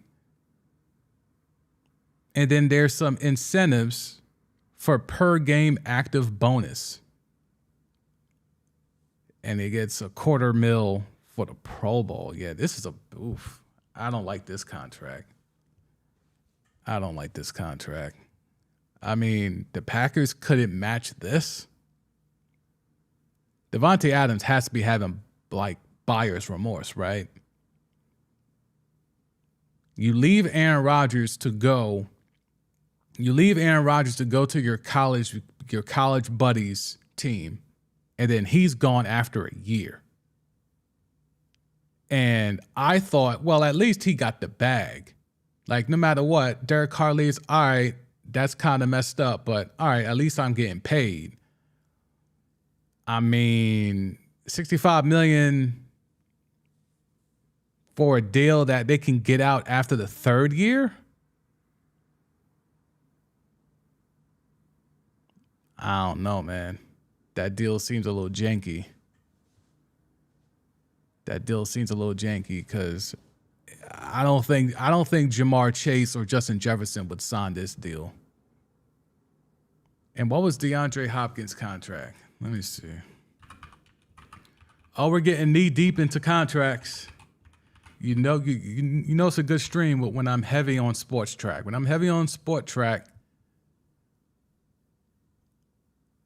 see, his money's guaranteed. D-Hop's money's guaranteed, but was it always guaranteed? See, that's why he would have to restructure his deal if he gets traded.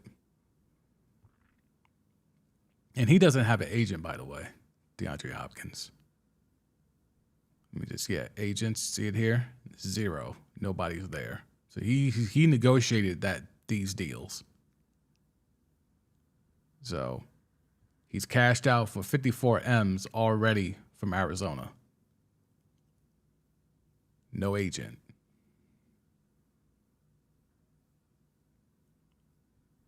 That is, I mean, I could be bugging. Is that seems like a bad deal to me. That seems like a bad deal to me. The Davante Adams deal. It sounded like a big number. They fooled me with the number. I didn't investigate the contract when it was announced. I just said, wow. 5 years, $140 million. I know he's not getting $140 million, but damn, that sounds like he's getting a good chunk.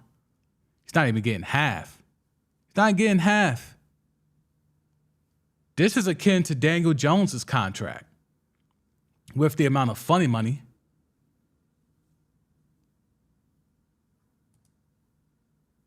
Lombardi Leap. Y'all couldn't do this in Green Bay? Seems like this is a relatively easy contract to match, if you ask me. I mean, you're only paying your whole wide receiver group $5.5 million.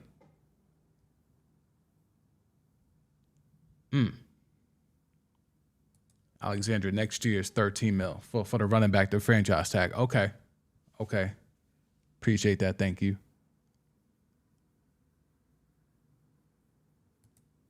Joshua, well, it is a crazy contract, just not in the way we expect. Yeah, it's crazy negatively to me. It's unless I'm wrong. Like, y'all let me know if I'm bugging. But to me, now that I'm really investigating this contract is mid. If I'm as good at what I do as I think Davante is at what he does, I don't see how I'm signing this deal. And Davante Adams had an agent. And I could argue that the D-Hop contract is better, and D-Hop didn't have an agent. Lombardi Leap. Packers offered him more money. He wanted to be closer to family and play with Carr. That's crazy. And then Carr's gone after 1 year. So much for that. I mean, I guess the family angle, Fresno State, West Coast guy, I get it, but yikes. Yikes. Huh. That's weird to me.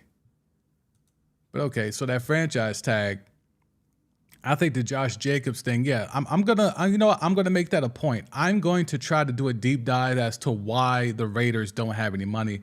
I saw Josh put in there about he's not sure if the Davis family even paid for that stadium.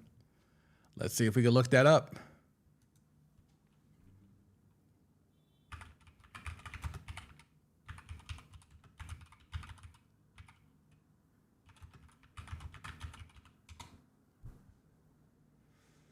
Let's see. Financing of Allegiant Stadium not threatened by Raiders upheaval. Let's see if we can get some information. The operations and funding of the $2 billion Allegiant Stadium, including the $750 million in public financing, are not endangered by the turmoil surrounding the Las Vegas Raiders. Okay, so it costs, the funding is $2 billion, of which a little under half was public financing. Okay. Steve Hill, chairman of the Las Vegas Stadium Authority, which owns the 65,000. Here we go. I don't think they own the stadium. Because what's the Las Vegas Stadium Authority, unless that's a shell company for the Raiders? All right, so Steve Hill, chairman of the Las Vegas Stadium Authority, which owns the 65,000 seat stadium, said Monday the development agreement for the stadium and leasing contracts are between the agency and the Raiders. Whoever owns the Raiders owns the contracts and the rights and responsibilities that go along with those contracts. The Raiders have already paid $1.25 billion in construction costs for Allegiant Stadium, the $750 million in public financing, the single largest ever pot of public money for a stadium project in the U.S., was raised through bonds and will be repaid over 30 years by collecting room tax and making the required payments. Room tax collection is anticipated to be approximately 40% more than is necessary to pay the bonds. Also, he added that there is a, quote, significant debt service reserve in place. The Raiders have a 30-year lease to operate the stadium and maintain the facility at a premier world-class standard. Interesting. That is, And isn't that where the Super Bowl is next year? It's in Vegas?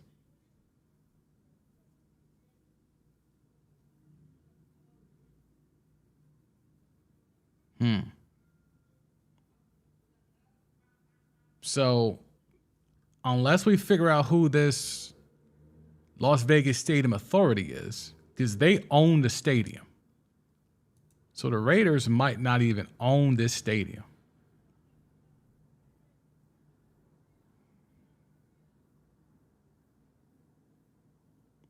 I mean, it's the same address.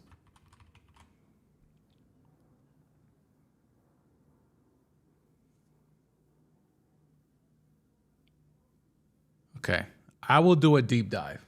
I promise y'all that. Y'all know how I give it up here.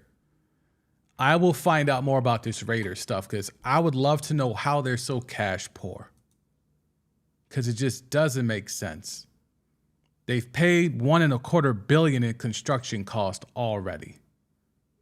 And they got $750,000 in public financing to make this thing happen. And they have a 30-year lease to operate the stadium. So that tells you right there, they do not own that stadium. You don't lease your own stadium unless, again, it's a shell company and they're leasing it to themselves, which is extremely funny money. That's something Daniel Snyder would do, allegedly. But I don't know.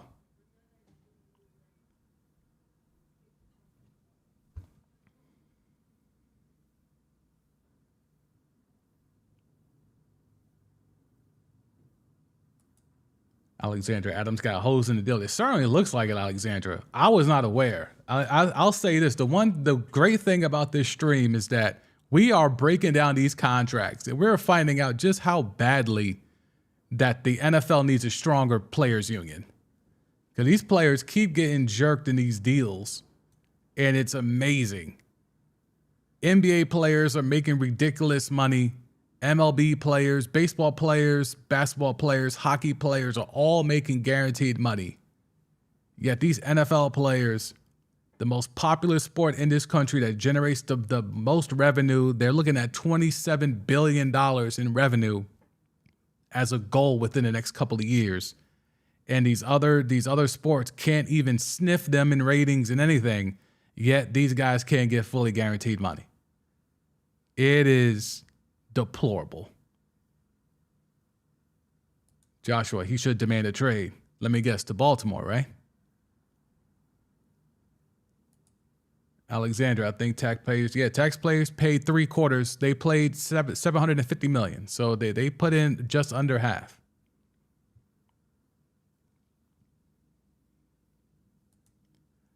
Boogie down. Play with Carr. Since when has Carr been known as some elite QB? Devontae Adams corny, but you to play with Derek Carr. I mean, that was his man's in college, though. That was his college QB, so it was kind of like nostalgia. He wanted to run it back from Fresno State. Joshua, taxpayers and a wealthy investor. Kind of, sort of, I guess. I don't know who. I don't think Mark Davis put up that $1.25 billion. So, Yeah. You're right, Alexander. That's why they don't got no money. They are leasing a stadium for 30 years, so they don't even own the stadium. So they can't,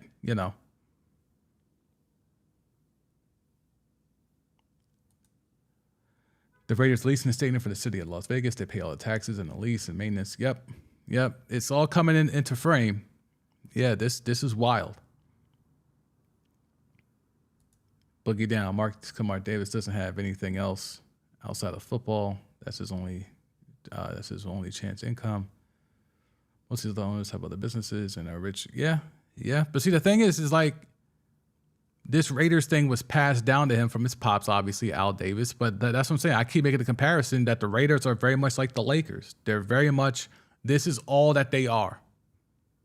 Everything is about the team. The thing is like the Lakers are able to find a way to have cash on hand. They're not cash poor. Somehow the Raiders are, but now that we're investigating this stadium deal, now it makes more sense. They don't own the building. So all the stuff that goes through, all the concerts that come through there, all of that, the Raiders can't get, or they get a very small percentage of that instead of raking it in. That's why, the Cowboys can print money. Because Jerry owns, that's why it's called Jerry's World, because he owns that. That's all him. I'm very surprised at look, I know the whole Oakland thing didn't work and the LA thing clearly wasn't going to work. You can't have 3 teams in one market. Or at least that's what opened the door for the Chargers to even be able to move to LA. But in regards to, I'm just surprised. If you own a team, why would you ever do a deal? You're moving your team. You're owner of one of the most bestowed, most revered, most popular, most iconic franchises in the country's most popular sport. Why would you ever move anywhere where you don't own the building?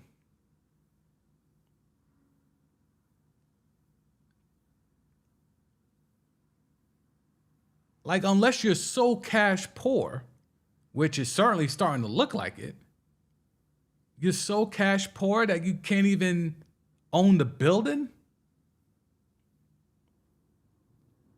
$750 in public funding, public financing? I don't know. It's that's really weird. That's really weird.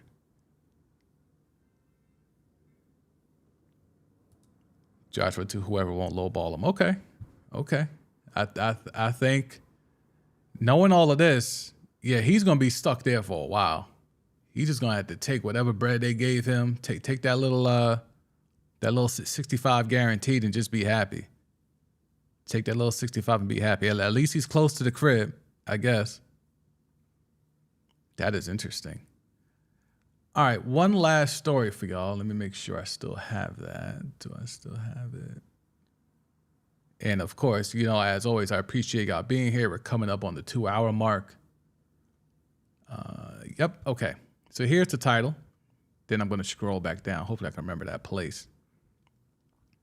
Title is Why Guaranteed Deals Are Rare for NFL Stars Like Lamar Jackson. Okay. Stephen Holder is the author, 4-letter network. And this came out yesterday, right? The 11th? Yep, the 11th. Okay, so they're just giving a lot of backstory about, guaranteed contracts, so on and so forth. The main part, though, is the consideration of the owners talking about why there would never be fully guaranteed deals. Okay? So look at this chart here. Guaranteed money in NFL deals. I guess I'll move myself over here for now. I'm able to do that because of Ecamm Live. If you want to learn how to do streaming or recorded content like this, Ecamm Live. There's a free trial in my description. Guaranteed money in NFL deals since 2012. From 2012 to 2022, the amount of total guarantees and contracts executed during the first 3 days of the signing period has increased 207%. That's considerably larger than the 73% increase in the salary cap in the same time frame. So, If you're looking at the first 3 days total, this is the amount of money. This is what? Billion.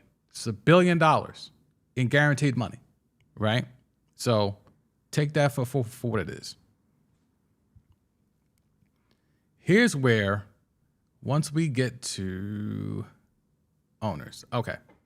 Fully guaranteed deals in the NBA and MLB were achieved through whatever, right? They give the backstory of basketball players and baseball players getting fully guaranteed money. In baseball, it took until 1974 for baseball to be able to get a fully guaranteed contract, right? 1974. In the NBA, it took until 1983. Larry Bird got the first NBA contract with total guaranteed money, right? Okay.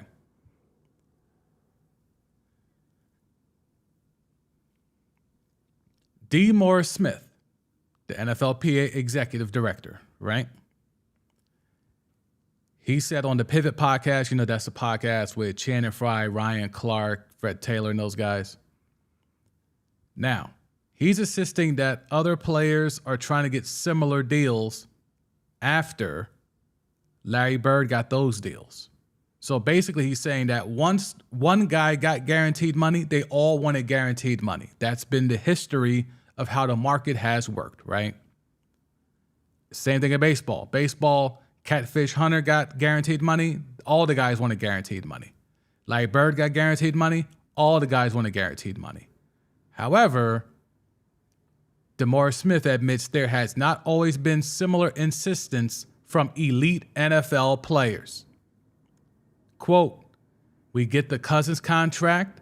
That dude in modern times effectuated the first fully guaranteed NFL contract, at least in his lifetime.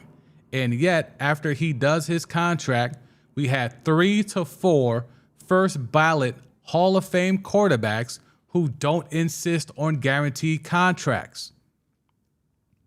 They might have gotten a higher salary without the guarantee, but who does it hurt? DeMaurice Smith did not name names, but he could have been referring to quarterbacks like Tom Brady, Patrick Mahomes, and Aaron Rodgers. Now, Rodgers, that's not true because Rodgers did get fully guaranteed money.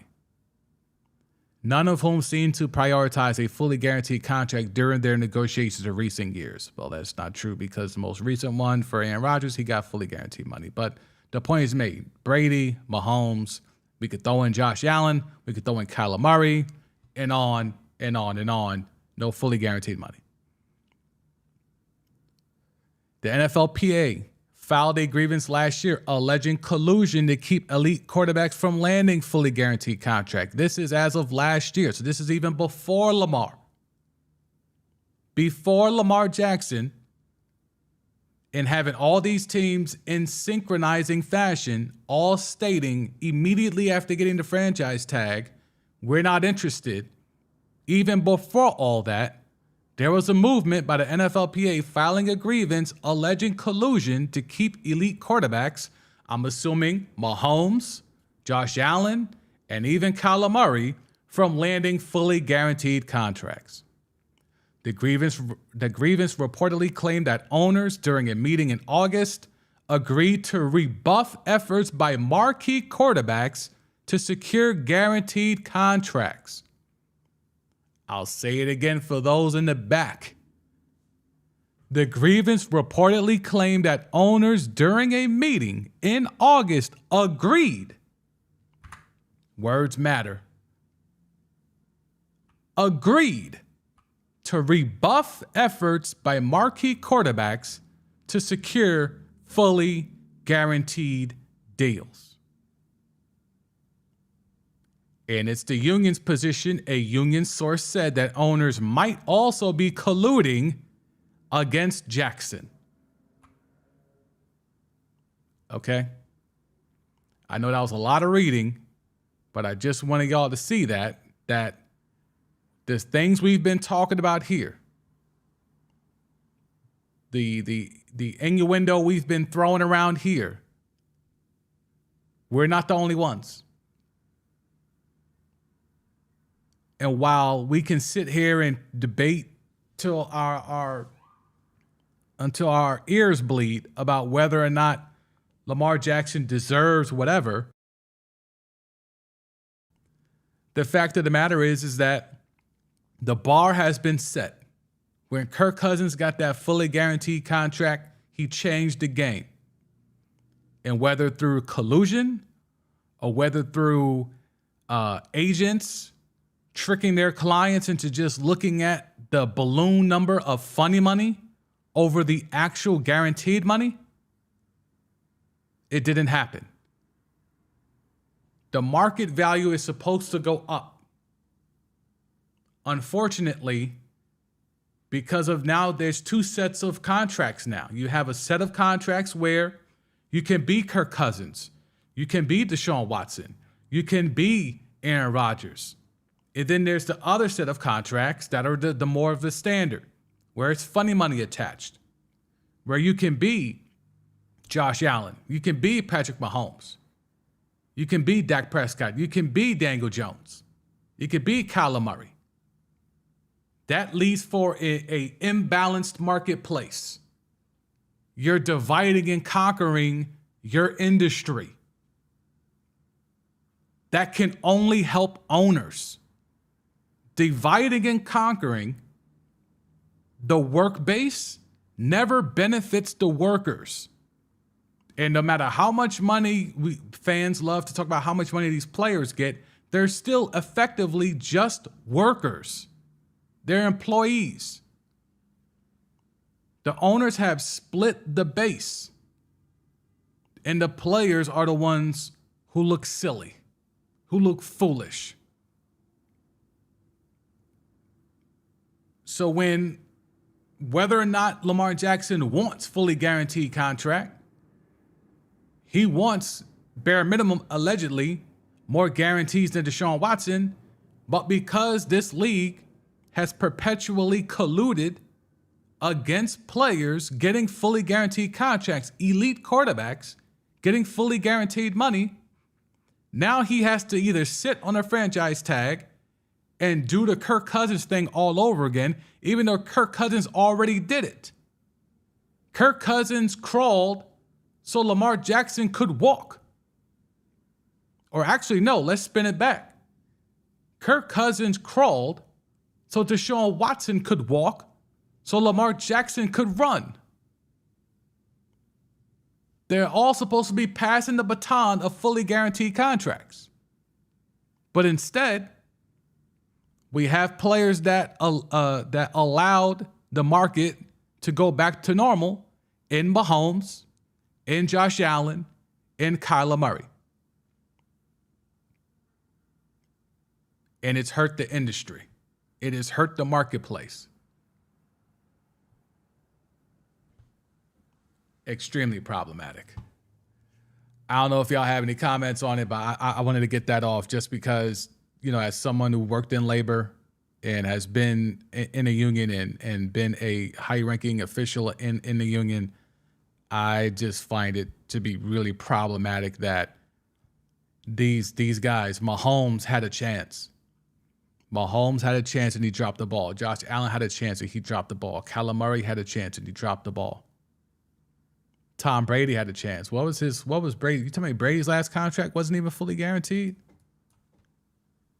Tom Brady, even he couldn't get fully guaranteed at the end? All them damn rings?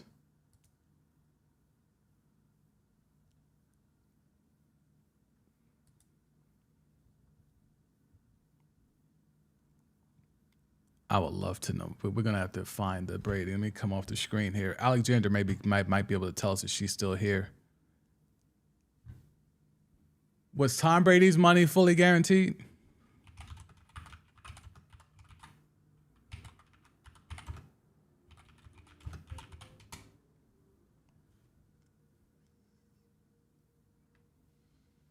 He only got $25 million in 2001.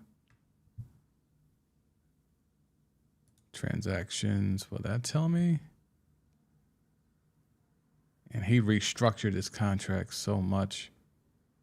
Alexandra, $34 million And no, it was not fully guaranteed. So he had a funny money contract at the end. Okay. Thank you for that information. So even a guy, 6 Super Bowls, end up getting his 7th, couldn't even get fully guaranteed money. So that's why the problem is what it is. Because someone like Tom Brady, if there ever was a QB that should get fully guaranteed money, wouldn't it be Tom Brady?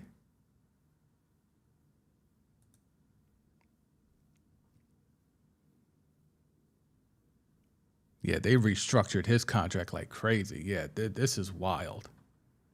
That's wild. That is problematic. Okay, yeah, here we go. Well, hold up now.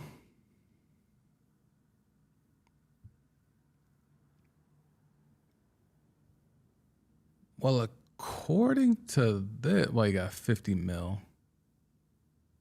50 mils. All right, well, look, I don't know. According to this is saying he did. Was that restructured? Because nothing I found. Let's see. Let me go back.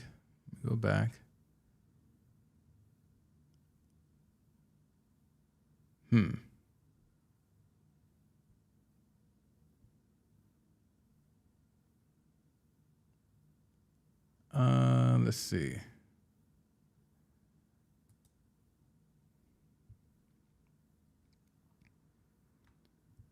Made just shy of 300 million. Originally signed a 2-year deal worth 50 million, so he's on last year of his original contract, but he signed an additional 1-year extension of 25 million. So it seems like he might have gotten fully guaranteed money. Or did they structure it in a way where it looks like fully guaranteed, but it's not?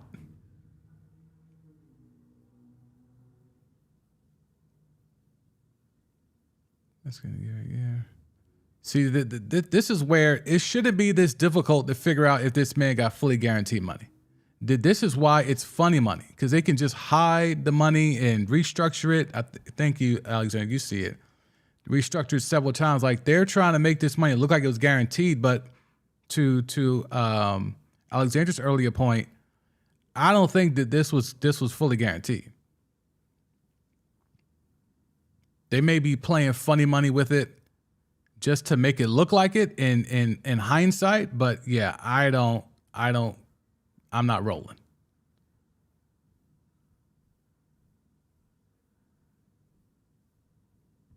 See, people get fooled by these numbers here. This is where, and I'll move myself back. People get fooled by these numbers here, and these numbers aren't the real numbers. Only Deshaun is getting that real money. Only Kirk Cousins is getting that real money. And Aaron Rodgers. And all the rest of this is funny. Funny money. And look at this, must be an old article. It's about Josh Allen makes more guaranteed money than any quarterback. Well, when was this written? Oh, yeah, 2021. Okay. But see, again, they're already fooling you because they're like, oh, Josh Allen makes the most fully guaranteed money. It's like, well, yeah, but you're including the funny money that's not guaranteed. He has 150 guaranteed. That is the most up until that point. And he beat Mahomes because that's where the market value was. Mahomes signed first. He made 141. Josh Allen came behind him, made 150. And then Dak got 160, but that was funny money, so that doesn't count. But then Kyler Murray came and blew them out the water with 189.5. Like, that shows you the market value in itself, right? Mahomes' guaranteed money was 141, right? So that was the bar. Josh Allen came right behind him, paused, and got 150, fully guaranteed. Then that became the bar. Then Kyler Murray leapfrogged both of them and got 189.5. That's now the bar. Then Watson came and pulverized them all, following Kirk Cousins, and got 230 fully guaranteed. That now should be the bar. But unfortunately, because there's splits in what contract you can get now, instead of all just towing the line of Kirk Cousins got fully guaranteed, that's now the bar. So now we got two camps. You got the funny money contracts where Kyler Murray is the king of the funny money contracts. And then you have the fully guaranteed contracts where Deshaun Watson is the king of the fully guaranteed contracts. So, of course, these owners want to pay the least amount of money possible. So that's why they're trying to push the narrative of you got to go by the Kyler Murray model. And we'll give you more money than Kyler Murray, but we're not trying to give you more money than Deshaun Watson, because then that would most likely mean a fully guaranteed deal. Oh, we Boogie Down stirring up the chat. Okay. I mean, come on now. Come on, Boogie Down. Come on, man. 7 rings, you should get fully guaranteed. I'm surprised his agent is supposed to be a very shrewd businessman. I'm surprised he let that get off. I'm surprised. But again, maybe they figured they could get that back in all that TB12 merch. Maybe they feel we don't need deserve. My then wife is a supermodel. I'm selling these TB12 avocado ice cream shakes and merch. We're going to make that money back.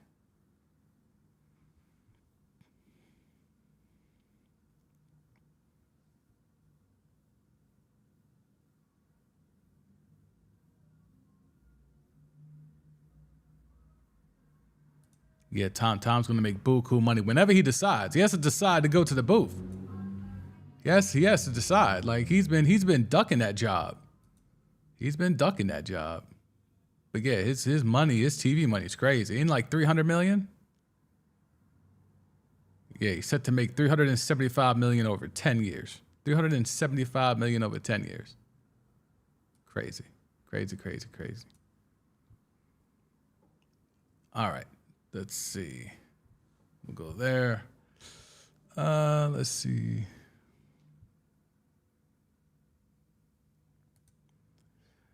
Joshua, I remember one of the reasons why the NFL had a salary cap was to protect small market teams. That salary cap is a joke, Joshua. And I can tell you this, the NHL has a similar salary cap, and they're still able to have fully guaranteed contracts. So, and it's a hard cap, pause. It's a hard cap, and they were still able to get that off. They were still able to have a hard cap and have fully guaranteed money.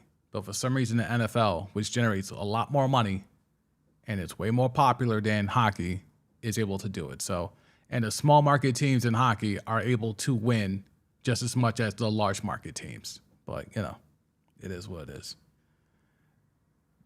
These leagues, the league, because there's only one league that's left. The one league, the NFL owners don't want fully guaranteed money because it allows themselves to where they don't have to make a tough choice. These billionaires are afraid of themselves and their own spending habits. That's why the salary cap is in place. If it was a free and open marketplace, these owners will show you how crazy they are, how wild they are, how what's the word? So it's on a. Damn, I just had the word. It's not incentivized. They will show you how influenced they can be by agents and the like. You think agents have influence now? If there was a free and open marketplace with no salary cap or a soft cap, oh my God, these owners would be outspending each other. They will be outbidding themselves for Lamar. The salary cap lets them do the job for them. They don't have to make no real tough choices because they can always just blame the salary cap. Well, we can't fit them under the cap. Like, well, but does that mean you would sign them? If there was no cap, would you sign them? Well, I'm going to worry about that because there's a salary cap. That's why there's very rarely bidding wars, like real bidding wars for players.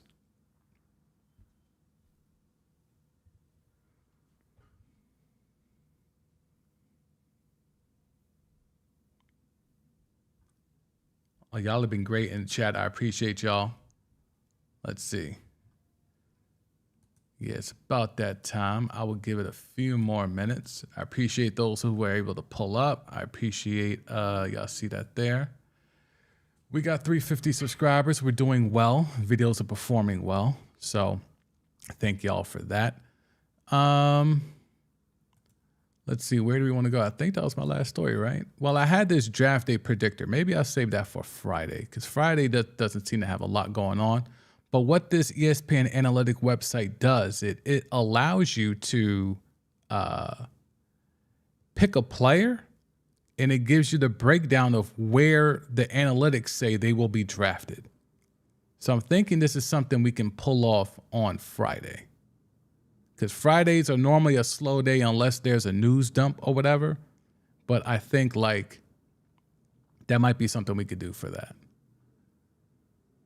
So I'll save that. Poor Josh Jacobs. All right. I think that's going to wrap it up today. Joe Flacco, Joshua's boy. Let's see. Let me do one last check of the timeline. Does Dove have anything new for us? Nope, just the D-Hop stuff. Here's some of the incentives for the OBJ contract.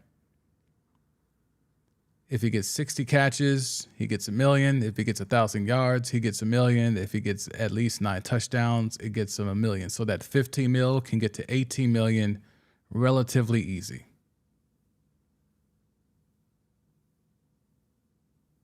And also, if these stipulations aren't hit, if he leads the team in any of those categories, so if he leads the team in catches, leads the team in yards, and leads the team in touchdowns, he can also get $1 million.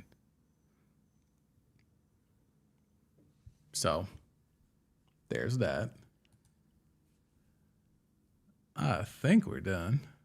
Just want to make sure, hit a couple more pages. Copyright, don't want to be on that. Copyright, don't want to be on that. All right, so that's that. Let's see. Does Warren have anything for us?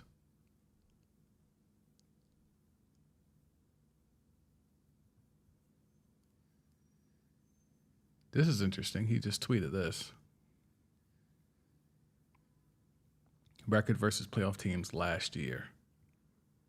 San Francisco and Philly were 5-1 against playoff teams last year, as opposed to the Rams, Tennessee, and the Cardinals were all 0-9. Even the Bears were 1-7 at least.